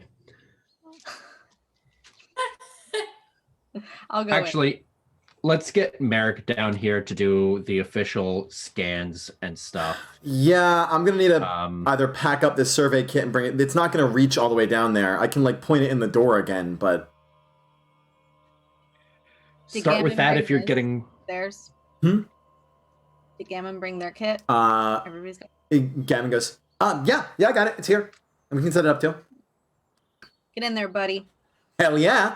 Yep. Gammon clambers in and starts setting up the kind of reading kit. Merrick's gonna make his way down anyway, just sort of firearm in a hand, looking warily around. Where'd Talon go? Cool. I do look around just in case, like, do we have comm beads, right? Yeah, you can talk with each other. Yeah. Talon, please scream if you've been eaten by the monster. We're not hearing you, Ethan. Oh my god, he's been eaten by the monster. I have not been eaten by monster, but I'm waiting to hear if you are. Now. Fair enough. Fair's fair. Okay. Okay. So, I'd actually like to ask you, Ethan. Now, I know that stealth lets you just sort of vanish and then reappear somewhere if you can justify where you went, how you got there. Where did you vanish to precisely? I probably went up high in a tree. Okay, you're up high in a tree. Gotcha. Okay, great. So my overlooking the door. Mm-hmm. My other crew, you guys are down here in this. You are down here in this sort of chamber with this strange thing, whatever it is. And Gammon gets the survey kit set up. As he does, he begins to take readings, and you guys can sort of take a look at them. Ro, the readings you're getting on this are not the kind, like most of the time, Phera's kind of crew can handle just the basic stuff. Merrick knows how to take readings and whatnot. This is a bit beyond that. Can you go ahead and actually roll assessment for me with intellect to try and figure out what exactly you're seeing here? Because, like Merrick said, this is not something these survey kits were equipped to handle, but it might be something you would recognize what these signals mean. Sean? Oh, sorry, my bad. Right. These... Oh, 2, 2, and 2. No! So unless anyone can lend a hand in any sort of meaningful way, Can my lore carry over into this? I'm gonna say. So what's happening is the readings are muddled; they're unclear, and you're gonna have to do some quick modifications to the survey kit to get anything meaningful. If anyone thinks they can get anything meaningful out of that, like with lore, I'd allow that to happen because it would stop him from making modifications, which is where the problem would happen. So, Phera, if you'd like to try and make another roll to see if you can recognize what any of that means, you're welcome to. Sure, they're my kits too. In this case, I'm not even going to call this lore. That can be the reasoning, but I'm going to have you roll plus intellect, please. Okay. So if I understand, it's basically right now I'm like this. None of this makes sense. Like none of this data makes sense at all to me. So I'm like, I must be doing something wrong. Maybe I set this up wrong. Yeah, I said you were the leader of this expedition for a reason. Damn. All right. What'd you get? How we do? With a -1, that'll be a 4. Ooh, so you are looking at this too and going, no, Ro must have this one. He is absolutely correct, and this needs to be changed. So there will be consequences for both of these, I promise, but we'll get to that. Starting with Rose. Ro, you are confident you can get the correct readings out of this. So you start tweaking settings, right? You start like working through this and kind of futzing with this general like survey kit. And basically what you get is the fact that there's you start rerouting things and you think, well, clearly I just need like a better, like a higher energy input. I need to be taking more energy into this so I can decipher the settings better. And as soon as you sort of turn that power level up, there's an immediate overload, sparks, poof, the survey kit detonates. There's a fire in the middle of this now, kind of crackling as the equipment is absolutely shot. And just like whatever energy this thing is putting off, completely destroyed the survey kit. Yeah, Gavin goes, "Oh man, that was mine." I'll reimburse you. I'm sorry, I did not expect that at all. I say I'm like patting myself down from like any smoke that has ended up on me. Ro, are you injured again? No, surprisingly. At least I don't think so. Surprisingly is the right word. I'll look you over later. On the outside of this chamber, that we see the woods, and we, from the inside of the chamber, hear the of the detonation going off. Talon, you hear the crackling of the detonation going off. What is your immediate response to this before anything else happens? I will check comms first. Like, did anyone die? Very No. quietly. We're all alive, just a little bit startled. All right, and I will continue to keep an eye out at this little clearing in front of the door. Okay.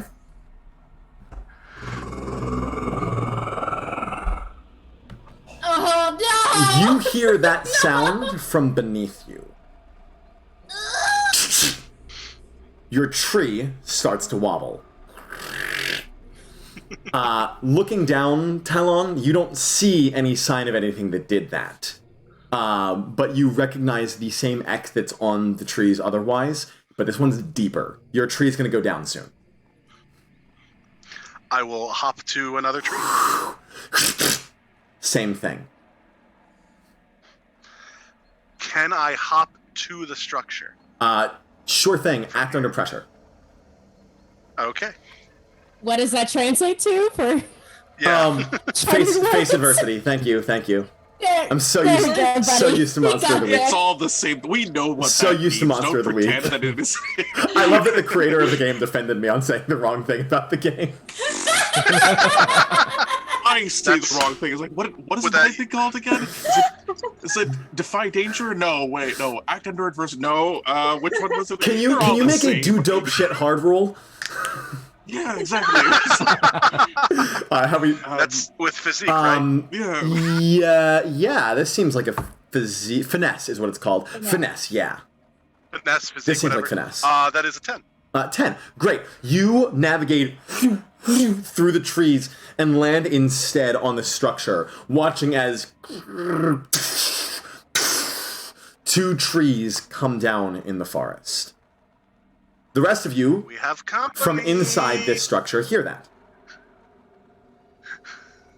Those definitely made a sound. Are you okay, Talon? I'm fine, but my hiding places have all been destroyed. What do you Dare mean? I ask by what?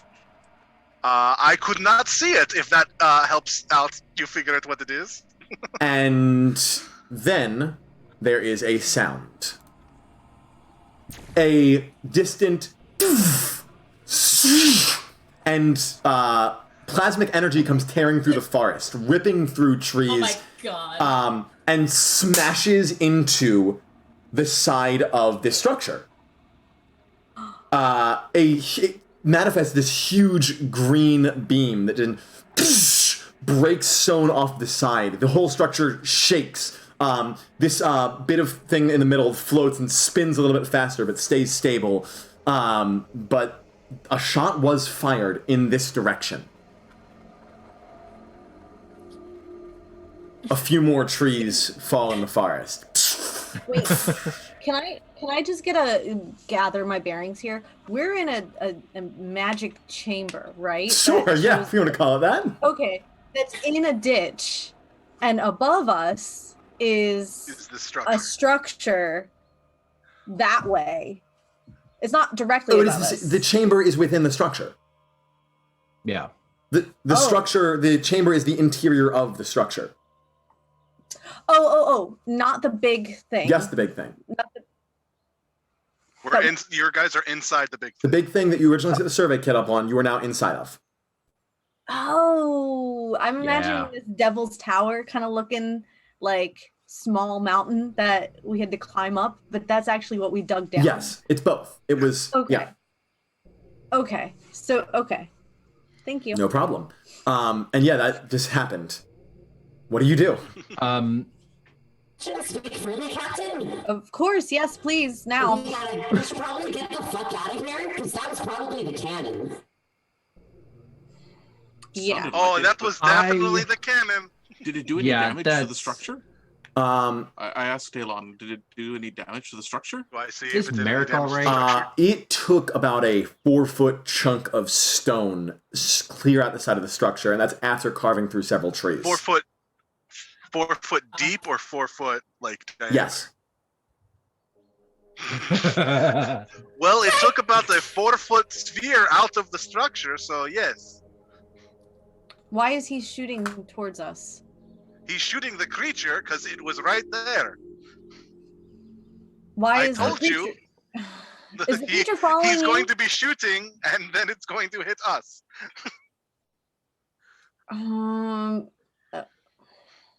While all this I is can't going see on, Halcyon would like to, still using the scientific pokey sticks,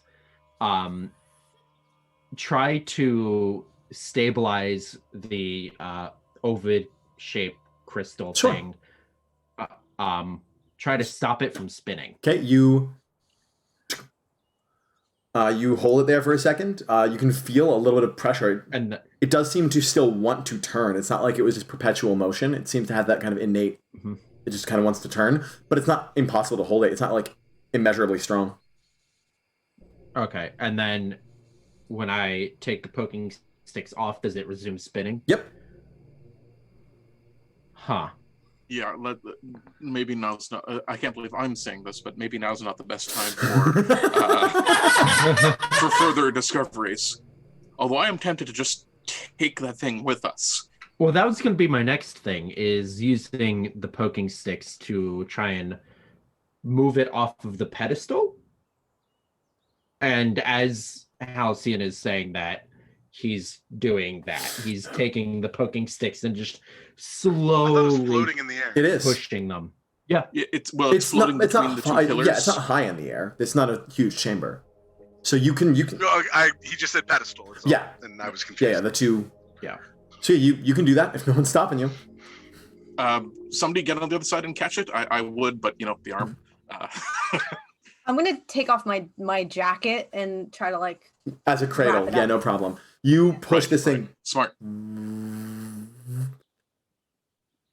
It practically pops out. Once it kind of gets about halfway, it and is no longer floating between those two things. Phera, you kind of catch it in your coat, and you now are holding it. Okay, I'm gonna wrap it up. And Congratulations, we found the power stone. and let's go. Okay. You Was it still glowing after it left the pedestals? the black light glow did not fade. All right. This, If we ever get off of this planet, this will make my career. and how, after it's wrapped up, Hal looks at Ro and says, "You're welcome." Yes, thank you. And Believe then- me, you will get honorable mentions in all of the dissertations that I shall write about this. And Hal puts the poking sticks on the pedestal to see if they still float. You do that. If The poking sticks have no inclination to float. Did Or you just say sticks. Indiana Move from there. Jones the poking sticks? sort of, but not quite. Not as Bag quickly. of sand. Yeah. Nothing immediately happened to the structure, No, right? it's We're not since the laser gonna be- blast. It's been quiet. okay. Yeah, so I'm gonna make the executive decision and say fuck that guy, and we should go back to our ship. Agreed. Agreed. To be fair, he did say that he cannot guarantee our safety if we are not within his eyesight. He just shot I at us. think that's what he. He Yeah, can't that's what guarantee he meant. our eyes. He can't guarantee our safety within his eyesight. He can't see As- us from here. He meant he's going to be taking shots into the forest, and we might get in the way. Not wrong. I don't trust him. Communicate back to the ship. I know Hugo's the only one there. But Hugo, my friend, prepare a containment chamber, highest level. Yes, of course. Did we catch something? Are there bears? Are there bears? Oh, much better. We already know about bears. This is unknown. It's a roughly a half meter sphere or a meter about sphere? a foot. Yep. All right. Sorry. Right. Yes. Oh, right, the Canadian. Yeah. Sorry. And by the way, Phera, since you would know this, not as heavy as a stone of that size should be. Not light, but not terribly heavy. Okay. All right. So yeah, basically, Like a pumice rock. I'll get one ready. Absolutely. I'm excited to see whatever sphere you are bringing. yes, the whole 9 yards, as much as we can afford energy-wise. Which is none right now, but I'll do what I can. Right. Exactly. Old school methods. I have the equivalent of a giant-sized mason jar that I'm sure we can muster up. Good. Formaldehyde, the whole 7 yards. Not 9 yards, but 7. Sorry, I forgot to use the communicator things, but yeah, that's fine. No worries. Great. Not to alarm anyone, I did hear like a couple of big sounds. Is everyone okay out there? We're good. We're fine. Everything is okay. We're coming back to you now. Or Okay. soonish. I'm sure it sounds like we're slightly panicking because we're probably hustling while we're saying this, but So you guys are hustling your way back through the forest. Can How's I Merrick get doing? my ship to come down and pick me up from the top of the structure? Sure thing. What was your question, Dan?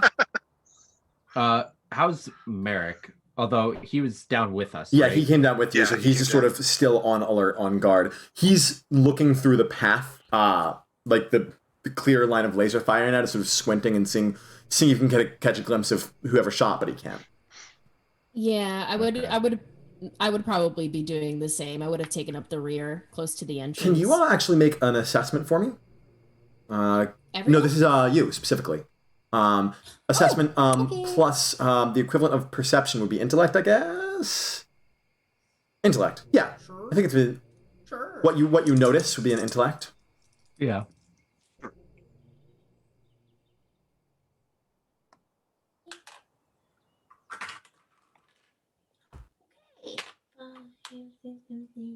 Nine. 9. Okay. I'll give you this. There's a lot going on in the forest right now. Like not like a lot physically going on, but like you can see felled trees, you can see scorch marks. Everything that happened, unpacking what happened at the scene is going to be tricky. You think there's probably some like evidence or something to be gathered here, something to learn or something to know, but you need to stick around for a minute just to like do a quick poke around before you catch up with the group. If you're willing to do that, I can give you some information. Otherwise, you're going to have to fall in with the crew and leave it behind.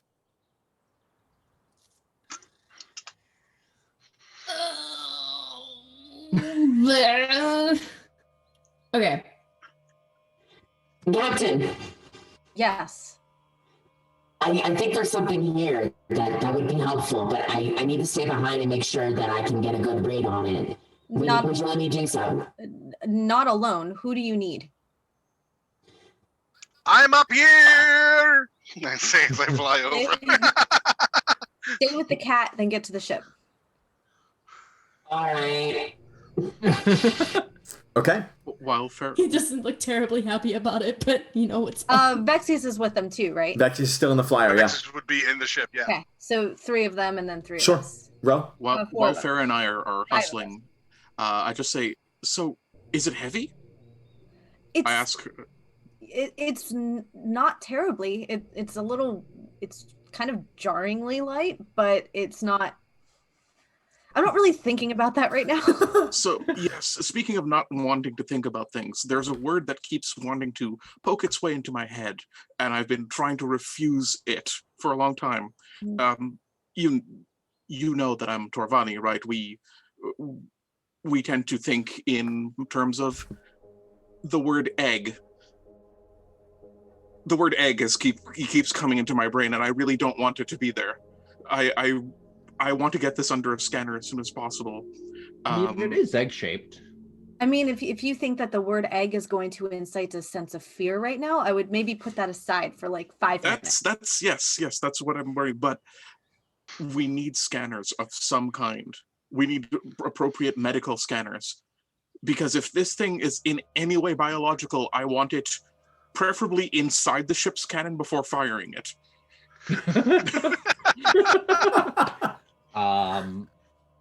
as the medical officer aboard the ship, that's dark. We'll unpack that later. But yeah, no, if we can get power to my ship scanners or to the scanners aboard the ship, I can absolutely scan it. I mean, I have my little, my traveling doctor's bag, but outside of baseline scanning, it can't really do.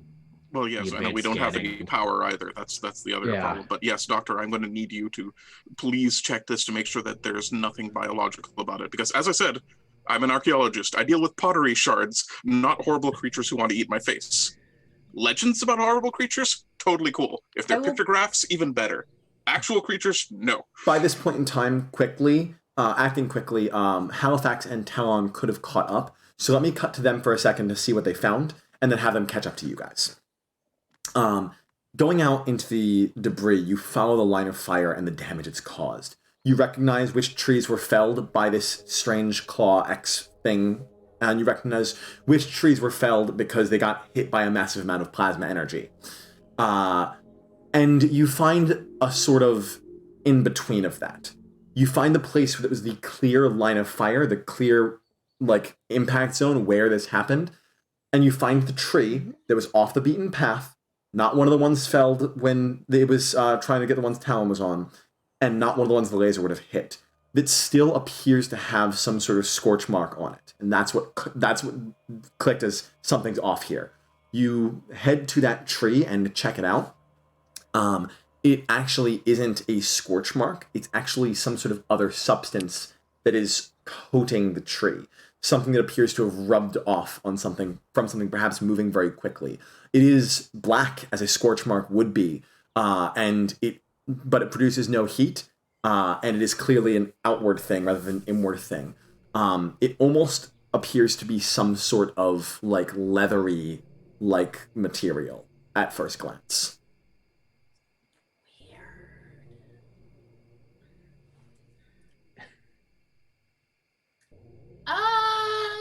I'm gonna root through my I have an infiltration kit. I'm gonna root through it. I'm just gonna pull out a clean cloth that would typically be used for the chloroform, and I'm gonna try to see if I can wrap it around the substance and try to kind of get it off it. Yeah, the substance is, in spite of its clinging to the tree, you can't get it off, off. You can't peel it off, but you can scrape some off. The top layer of it. That's good enough. The top layer of it it's softer than you might have expected it to be, and it sort of wraps up pretty easily in this cloth. It also, almost like liquid, begins to seep into the cloth a little bit. But you sort of double wrap it carefully, the best you can, and you hope it's good to go. Okay. And you head back to the rest of the crew? This is gross. I don't know why I did this, but here we are. All right. You return to the rest of the crew. That looks like skin. It looks disgusting. Did it get hit and maybe some skin came off? Maybe. Or maybe it's just molting. Okay. I'm gonna give a very pointed look. I'm not gonna respond to that. I'm just gonna jog over to the rest of the crew. Okay. We're back! We found skin. I don't know about skin, but we found something. It looks good. like skin. Okay. We've added more things to your list, Halcyon. Yep, I was just about to say that. Okay. Yeah. And you weren't far from head back to the you ship. weren't far from the ship, so at this point you arrive back safely, or as safely as you can be in this given current situation. Being chased by a mythological creature. Yeah, as you do. Trying to change the music here. Back to hang on, we're gonna get alarms for a second, which there are not alarms going off right now. There we go. Okay, back on the ship. Okay. So you guys are back on the ship. You see Hugo is sort of leaning out of the door as you guys sort of come in, not the exit door, but like the door outside of that one. So as you guys walk into the ship, it's like, hey, hello, comes on out. Everything okay out there? Do you have as I walk in? A bomb? As Is I that walk a bomb? in, I want to drop the egg, the rock into the thing into his hand. And I'm sorry for bringing that word into our list. Too now, so here it is. And I'm going to say yes, you and Ro and Halcyon are in charge of figuring out what this is, and apparently this potential skin. Halifax, can you deal with that transfer? I recommend Talone and who's my other guy? Vexius and Mark? Sorry. Halifax. I have so many people. Halifax and myself, we can do a sweep of the ship and see if there's anything that we can do to fix things up, to at least get energy to the doctors and what they need. Okay. Vernon Roger. All right. You guys split and do your jobs. This is, in spite of the dire circumstances of the ship, nothing terribly out of the ordinary, so I'm not going to do any like rolls for this. We can do a bit like you do have a little bit of power left. It was not the power that was shot, it was the fuel. So you can get a little bit of power left to the ship. You can still use its basic systems. That's how you were communicating with Hugo. So you guys set about to your various lines of work. Let's, for the sake of separating this, let's have one of you go ahead and make an intellect assessment on the skin, if you're assuming that's what it is, and one of you make an intellect assessment on the egg, if you're assuming that's what it is. And I guess I'll go for the egg. Okay. Ro, do you mind looking at the this skin stuff? Yeah, I'm gonna look at the skin stuff, Okay. but I'm. This isn't my forte. It's organic. Hugo goes, I don't know if this that's is my okay. forte. Let me give you a hand. I'm here too. Like, I can help out. I'm going to give you advantage because Hugo is helping you, and he's another trained science professional. So you have a spare set of knowledgeable hands helping, so you can get advantage on this. Science bros. I'll let the egg roll go All first. right. Hal, Egg roll, ha! I didn't mean that. give us the egg roll. No. So is Hugo only helping Ro out? No, the egg is more important. The egg Yeah, is- Hugo's a bit occupied for the sake of doing this before sunset. Okay. So was that a no? That's a no. Like you are doing this on your own. Okay. He's That's doing fine. the egg. Who's doing the egg? No, I said that Hugo should help him, not me. Oh, okay. Then I'm okay with doing it by myself. Then you take I can the deal with perfect. it. Okay, sorry I missed that. You take the advantage. Then Dan and Ro will roll on his own. All right. So that is a. Come on, math. 10. 10. Very nice. So with the scanning, learning from the mistakes of survey systems past, you do some low energy tests on this, and rather than cranking the gain up, you sort of turn it to minimum and only detect the stuff that's still making it through when the readings are set at their lowest. And that helps you differentiate the incredibly strong signals that are coming through. This appears to be some kind, what it's putting off is some sort of intensely powerful, but also completely harmless radiation. It's a type of radiation you don't recognize, but doesn't seem to interact with any organic matter in any sort of harmful way. It just sort of exists. This is the kind of thing that one might put in, if you were to use this for a purpose that needed to, like, if it needed to have a purpose, it would be something that you could track easily, because it puts off so much energy that you can pick up on scanners, but nothing's going to hurt anyone or do anything per se. So you could probably, if you had the ability to scan for this specific type of radiation, you could find this, you would guess, probably from several planets away. This could be a homing beacon, like a way to return home, which doesn't really line up with the way these buildings are built. The sort of structure of this place and the primitive nature you found doesn't lend itself towards space travel, so you aren't entirely sure what that could be for, but that's what it could be. That's what you think it could be used for with that. So the word egg is gone from my mind and is being replaced by the word bait. I mean, it's still an Ovid shaped. Yes, thing. yes. I mean, yes. All right. Let's see. Yeah. Meanwhile. Oh, yeah. Go ahead. No, Hugo was just going to say, yes. So we've used this word egg a few times, and that makes me wonder if maybe you aren't being completely honest with me. You being the royal you, everyone.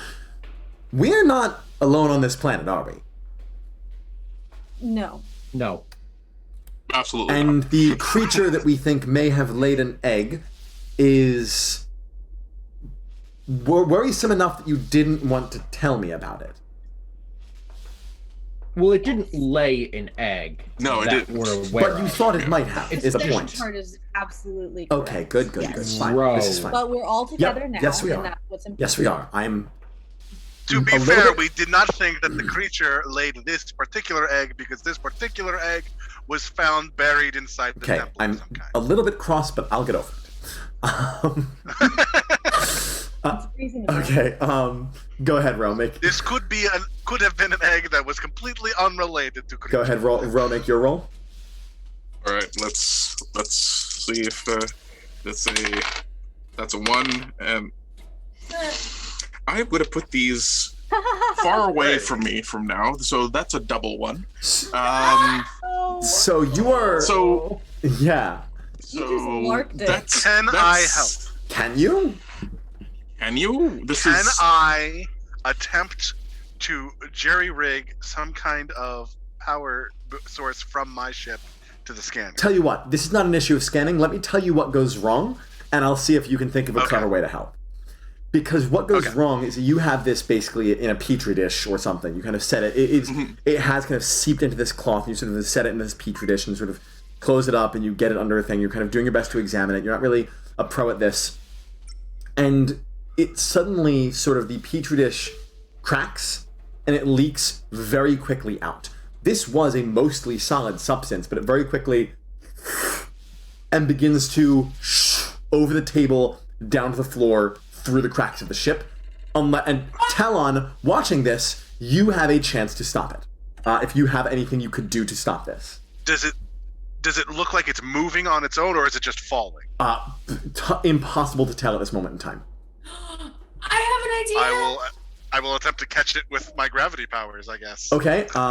Yeah. So this is going to be a help out. You're getting involved, and you're going to get involved with finesse. This is speed. Okay. What's the idea, though? I was thinking like it would have been like the creature in some form or another. So just like to unsheathe my star sword and just be like, psh, light. You don't like light? Very, very bright. Okay. I got a 9. 9. So Okay, that works. that is a 6. That will raise his failure to a mixed at the cost of giving you a mix as well. So the what I will give you is you gravity power catch it, and it slips into your suit, and now it's there. So that's weird. It didn't escape. You know a little bit more about it, and it's in your suit, and you don't know what that means. Now you can let it go at any point in time. You are effectively holding it there, and you think it's wriggling enough that now to keep in mind, it's not like against your skin. It's like within the like wires and stuff of your suit. It's kind of about. You have the choice to stop pulling it towards you and let it get out whichever way it would go, but then you would lose it. So right now it's within your suit, which might be damaging over long term. So you need to figure. We are in an active situation right now. We have not gotten out of it.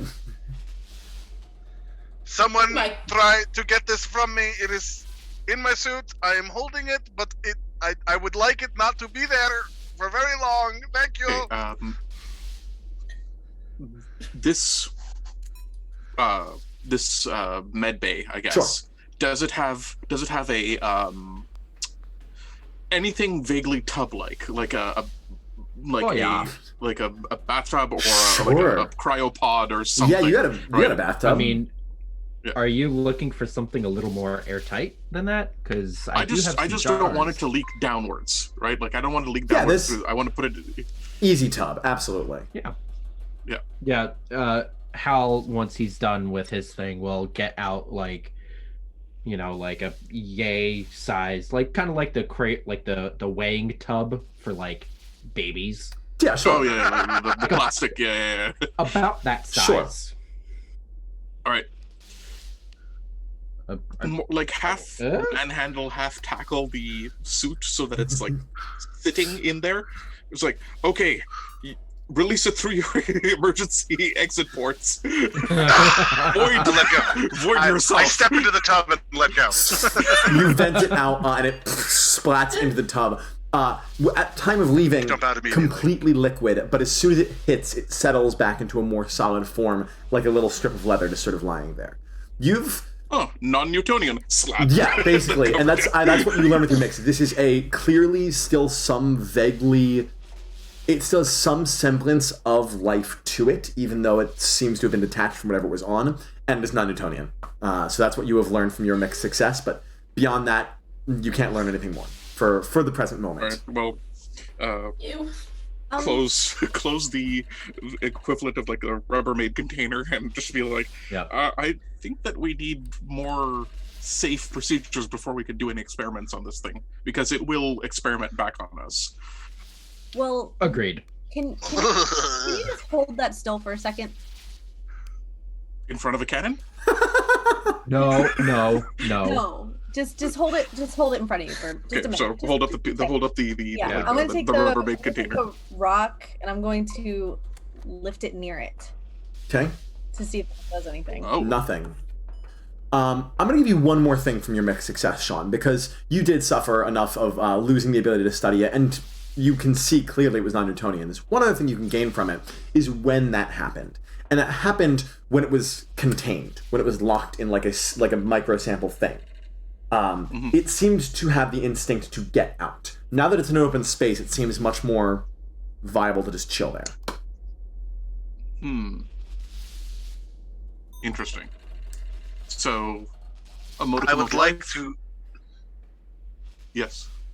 I would like to use my engineering kit has lights. I would like to use one and shine it on it. Please don't taunt the thing.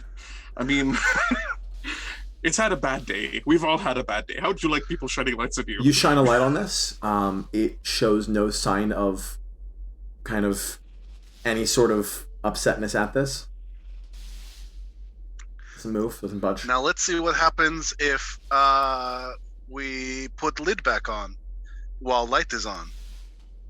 No, okay. Look, is this a cat thing? I say to the other ones of like just taunting small. Yes, we are. We are very curious creatures. Just you know what they say about curiosity and cats. Okay, I'm putting this away now.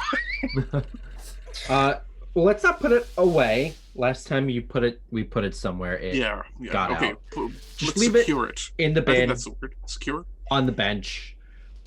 I'll keep an eye on it. Okay. Meanwhile, this process would have taken time. My people who are not involved in the scientific process directly, as the sun is beginning to set in the sky, what are you doing, if anything, to prepare, or at all? Are you meeting with anyone, talking with anyone, doing anything? I would want to try to set up some like emergency lights around the ship just to cast enough light to protect it. Absolutely. I think you can do that easily enough. Again, the ship has enough power to do rudimentary functions, and lighting lights is no problem. So you can get a little like a light circle around you guys. Cool. I also want to talk to Phera real quick. Sure. When I was divvying out tasks, I would have also assigned Gammon and Merrick to kind of like patrol, stock, like defend, like all that kind of tactical stuff. Sure, yeah. Just letting you know. Merrick has been keeping an eye on the whole time. Gammon and he are on patrol. VaTze is happily back in the ship's systems, where he's a bit more comfortable keeping an eye on scanners and things like that. Cool. Okay. So, Halifax, you want to say something? Yes, if I have permission to do so. You always do. Every time. We never Go ahead, we never yes. got back in touch with that man. Yeah. I don't know if that would be an issue later or not, or if we want to try to get in contact and say fuck you. What is your read on him? He seems like he is on a mission of revenge, and he is very dead set on killing it. Basically, no matter the cost, he was kind enough to kind of be like, hey, you might get a bit roughed up unless you're over here, which technically he was not wrong. We almost got trapped inside of an ancient temple, but besides the point, I think we could stand to learn some things from him in terms of what to do. Or what not to do? Maybe. There are two kinds of angry people with guns. Yes. There's kinds like Gammon, who are angry for adventure. And when they don't get that adventure, they get a little testy. But then there are people like him who are angry for what they're pointing the gun at. And as far as I can tell, he already did that at us. I think that this is a tomorrow problem. Part of your metaphor lost me, but I think I got the basic gist of it, Captain. I'm gonna keep doing what I'm doing. As the sun sets in the sky and the pentagram of moons begins to rise, it is actually beautiful. The moons are very reflective and varying sizes. It's almost like a toddler like digging their hand into clay, and that is the 5 dots. Like they're in a weird kind of like pattern you're seeing, and this kind of it really casts this beautiful like kind of silvery light across the place. So it really is not even. It's a different kind of like atmosphere, but it's not really any more dimly lit than it was when the sun was up. What's up, Ethan? Can I, after our adventure with the substance, try to set up solar panels on top of the ship? Just try and get some power back? Make a patch up. Let's see how it goes. Roll plus expertise here. Let's see what we can do. Since we're getting a lot more sunlight shine reflected back on us by the moon. Solar panels are not a common kind of thing, but you can give it a shot. See if you can whip something together.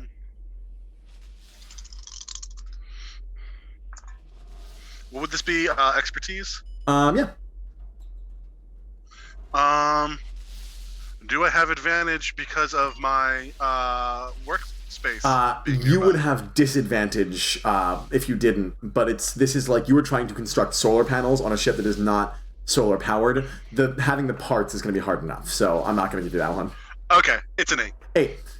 So these are I'm going to say minimal effectiveness. It's going to take a lot of time, especially under the lunar light, to get any sort of power from it. It will generate power, but it will be a slow progression. And as soon as your ship takes off, they're going to break right off the side. They are janky at best. I was mainly hoping to just like at least sustain what power we have. It's going to at least take care of your current systems, especially once the sun comes back up. You should be just fine for now. It helps power the lights surrounding things and whatnot. The various like life support stuff you need. Okay. But as the moons begin to rise, and I would say let's actually do this. We're going to do this during you've constructed the solar panel, and you are taking it up now to the top of the ship to install. It's kind of wired in, connected. You're getting up there, and you hear the. Again, you recognize the sound now because it's very, very close. You recognize the sound of this X being carved into the tree. How close? Taking a look around, extremely close. Within maybe about 10 feet of the ship, it's one of those trees. And then again behind you. You whirl around and have to effectively run to the other side of the ship to see the tree on the opposite side that it is now hit. And then another one to your left. It seems to keep happening. It's almost surrounding the ship with X's. Captain, It's here. Sean. You've been waiting for that one, haven't you? Yes, I have. What do you mean it's here? It seems to be checking our perimeter as we speak.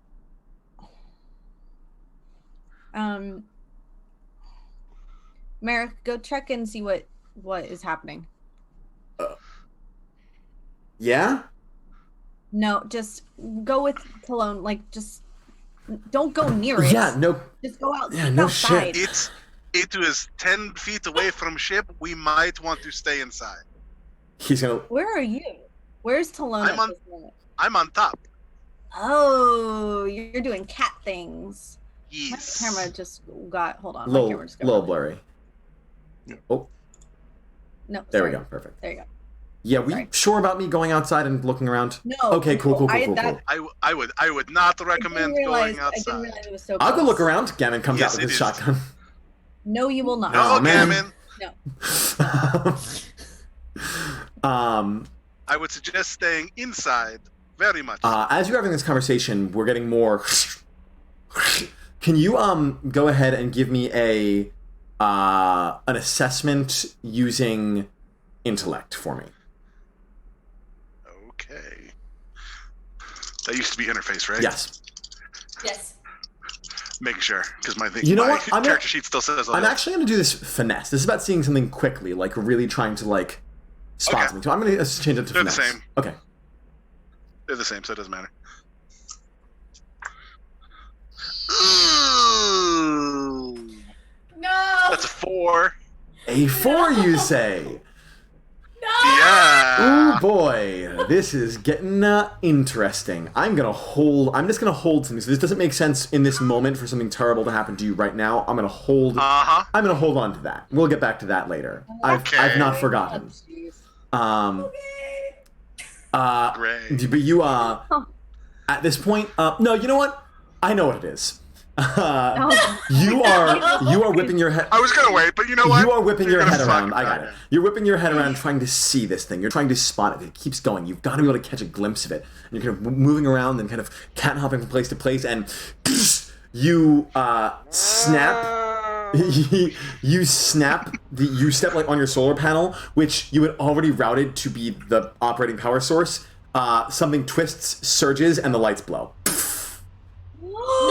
No. You are plunged into not darkness. You still have the moonlight, but the actual emergency lights on the ship go out, and the ship is dark now. Fuck. Does It's that include actually inside darker the ship? on the inside of the ship than it is on the out. Fuck. I'm gonna as- pull out my star sword. It's gonna be very bright in here for a little bit. Quick question. The star sword Quick lights question. up, illuminating a almost blinding light within the room where Halifax is. Got it. On top of the ship, are there any shadows, or is the top of the ship above the tree line? It's not above the tree line. There are some shadows, but none of them are complete. With the 5 different moons you can see there's no like complete areas of darkness in the ship. What tree line? All the trees are fallen. These trees are not fallen. There are X marks on them. They are not knocking these ones down. Okay. Okay. So remember when I said stay inside the ship? It actually might be safer on top of ships with lights out.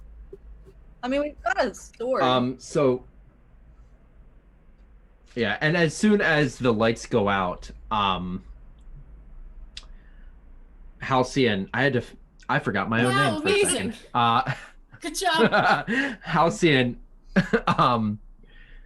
would grab the egg, for lack of a better phrase, the glowing egg, and carry it like around the ship, like holding it above his head, trying to shed as much light as he could. Sure.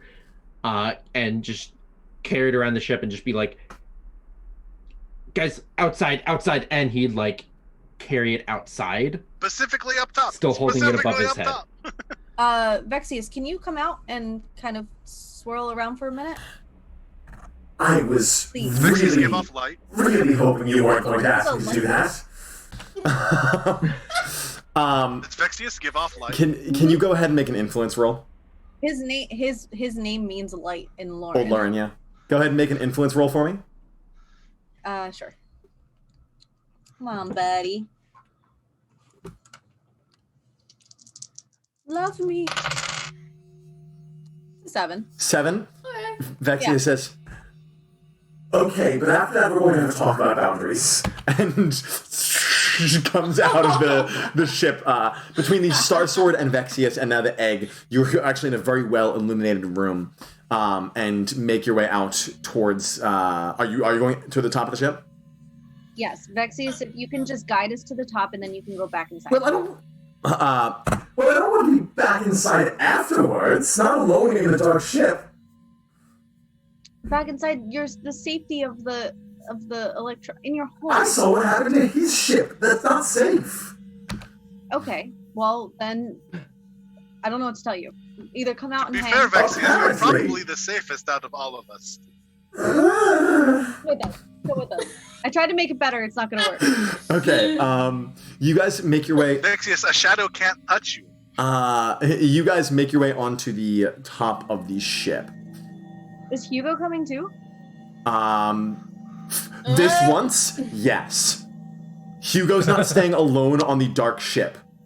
So the whole crew, you guys gather up on top of the ship, all 8 of you, including a cloud of floating plasma, and you're just sort of looking in all directions. Anyone who would... Sorry, I'm enjoying Penny. Anyone who would like Eating my hair. is welcome to see if you can spot anything out in the darkness. Again, it's not terribly dark, but it is still not ideal conditions. Keep in mind, the reason I say anyone can, there's consequences for anyone who botches it too bad. But this is going to be, this one is going to be an intellect assessment, if you would like to gather any information from the darkness.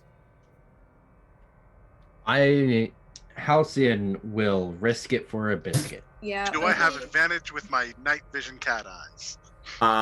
No. You also are the Your only one. special You are eyes. also the only one, Talon, who cannot make this check right now because you have already botched this one in trying to see what's going on here. You cannot try again. I was about to try again with different dice. We'll have to hold on to that one. Den. 12. 12. Ooh. You Damn. using the light of the Star Sword and Thank you, Vexius Dice. more than the light of this faintly glowing egg, which I'm now calling it thanks to you guys. You're Thanks, welcome. Sean. Look around this clearing, and you see the many of the trees have been marked, none deep enough that they would fall as the ones Talon was on did. As a matter of fact, the trees that are marked are surrounding your ship entirely, save for 2. And those 2 are right next to each other, off in a direction. And what I'll give you is, you know the layout of this place enough based on the scans that were given, the readout that was done, stuff you were told. Every tree is X'd, but if you were to walk through the 2 unmarked trees and just go in a straight line, that would lead you directly to the temple. The temple-looking structure that you guys didn't get a chance to investigate on the topography map. Okay. I relay that to everybody. In a second, you do. Because you squint to make sure you are correct, looking out into those trees. And for a moment, you see 3 faintly red dots in a triangle shape that vanish as soon as you catch a glimpse of them. You relay the information. I relay that. I relay that first, and then the bits about the temple. Mm-hmm. So does it feel like we're being herded? Probably. I feel like we're being encouraged to go in that direction. So, is there any doubt that this isn't real anymore? Oh no, this is real, but I also think that this is also smarter than we gave it credit for. It's not an animal. To be fair, though, none of us have actually seen it yet. Yet. So, all of these feelings need to be suppressed. because I feel like we're all on edge, both literally and emotionally. Yeah. And as we can clearly see, this is much more real than we gave it credit for. And therefore, maybe there's some truth in the fact that we can't be afraid. And if we can't be afraid, what are we going to replace that with? Egg. Thank you, Halcyon. Hungry? Is anyone else hungry? Because I'm hungry. I don't think this is edible, guys. So, We'll know until you try. in absence of fear, Merrick asks, stupidity? Stupid decisions? You're really good at I like stupid decisions. Well, the stupidest decision we could make right now is to head off towards that temple. Do we have a choice? Do we stay here? What's There's our alternative? always a choice. We could can wait find until out daybreak, if we but- stay. We do have a choice, Merrick says, because we're not dead yet. If it wanted us dead and could kill us here, we'd be dead. So That's kind of what I'm. That's kind of why I feel like we're being herded, instructed. I guess would be a better. Herding implies some sort of slaughter at the end of it, or at least shearing. I don't know. I'm not a pastoral person. Guided. We're being guided. We're being guided. Because I don't think we're being hunted or No. herded for the means of consumption or ending our lives. Or I would even go so far as to say maybe hurting us, like hurting us. Yeah. I think that that's just more evidence to back me up about my feelings about the guy that you encountered, Halifax. That they're going back and forth in their thing. Has he been shown the same thing? Does he have a stone, or has he been guided or instructed to go to this temple? Personally, I think He probably shoots whenever he thinks it gets close. I think that he's actually able to tell where it is because he's obviously scored a direct hit with whatever that stuff was that we found in the wreckage, or rather. And he knew it was wherever it was near Exactly. the temple, even though he didn't necessarily know that we were there.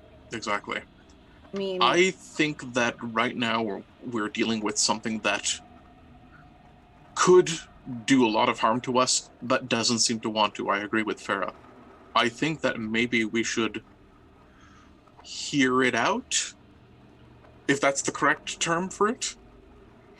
it sounds pretty reckless. And It sounds reckless, but is it more reckless to go against the wishes of something that could easily kill us but has chosen not to? I mean, Very good point. in a way, that's kind of why you're all hanging with me. I mean, everybody's a little bit reckless, and I look at Merrick, even stupid sometimes. Guilty. As am I. But I think that is why we're the ones that are being awarded these opportunities, like the door in the ditch and the door with the trees. That guy's not. To be fair, I am very curious to know what a mythological creature would want to talk to me about. And you know what they say about curiosity and cats. And I start walking towards the tree. Okay. I lean over. Has anyone actually told him what the saying is? Or does he not know what the saying Wait for me! is? Hey! Gammon is going to clamber off the ship and run after Talon. Yeah, I'm gonna follow. I'm going to. But I just like, he does know that its curiosity killed the cat, right? Like, it's not like a good thing. Like, he keeps using that thing. I don't think it means what he thinks it means. Captain, This is going to be VaTze who says, I can't be out for very long. Talon, does your flyer still work? I believe so, as long as no one has messed with it. Wonderful. And Vexius, with your permission, is going to go and get that. And Can you, Vexius, can you also kind of shepherd Hugo? I think that right here. Hugo did come out with you. Yes. Yeah. Hugo I know. Oh. I'm gonna look at Hugo as I'm saying this, and I'm going to say, if it's all right with you, I think you'll feel a little more comfortable with us, but in a ship of some sort. I like that. Yes. Okay. So you can go. you gather up and set into your little expedition party, and in the middle of the night, under a 5-moon sky, you begin to make your way towards this mysterious architectural temple thing, following what you believe to be the will of the Paenra. That's what we're going to call it for this week. Yeah! I hate everything about this. Turn up! All right. Cool. Thanks for tuning in, everyone. This has been Tales from the Verse, episode 2. The title of this episode was Hunted. And Oh, great! I love that! Wow! hey, there was a lot of hunting going on in a lot of different directions. I will be seeing you guys in 2 weeks. Tell your friends, spread the word. This will be on YouTube in a week, but it will be available on Twitch leading up that whole week if they don't want to wait. So thanks for tuning in, guys. You guys were great. And that's just about it. Tune in. Wait. Yep. Shameless plug. I'll be streaming after this for a little bit if anybody wants to. Absolutely. Probably more Stellaris or Fast. Check out the Captain's stream. Their stream rules. They're a lot of fun to hang out with, and their community's super cool. So please go and do they that. have the best Twitch name ever. Yeah, it's Erin, my launch. it's delightful. So guys, thank you for watching. Thank you for tuning in. Have a great 2 weeks. Tell everyone, and that'll be it. See you next time. I need to figure out a better sign off. Bye.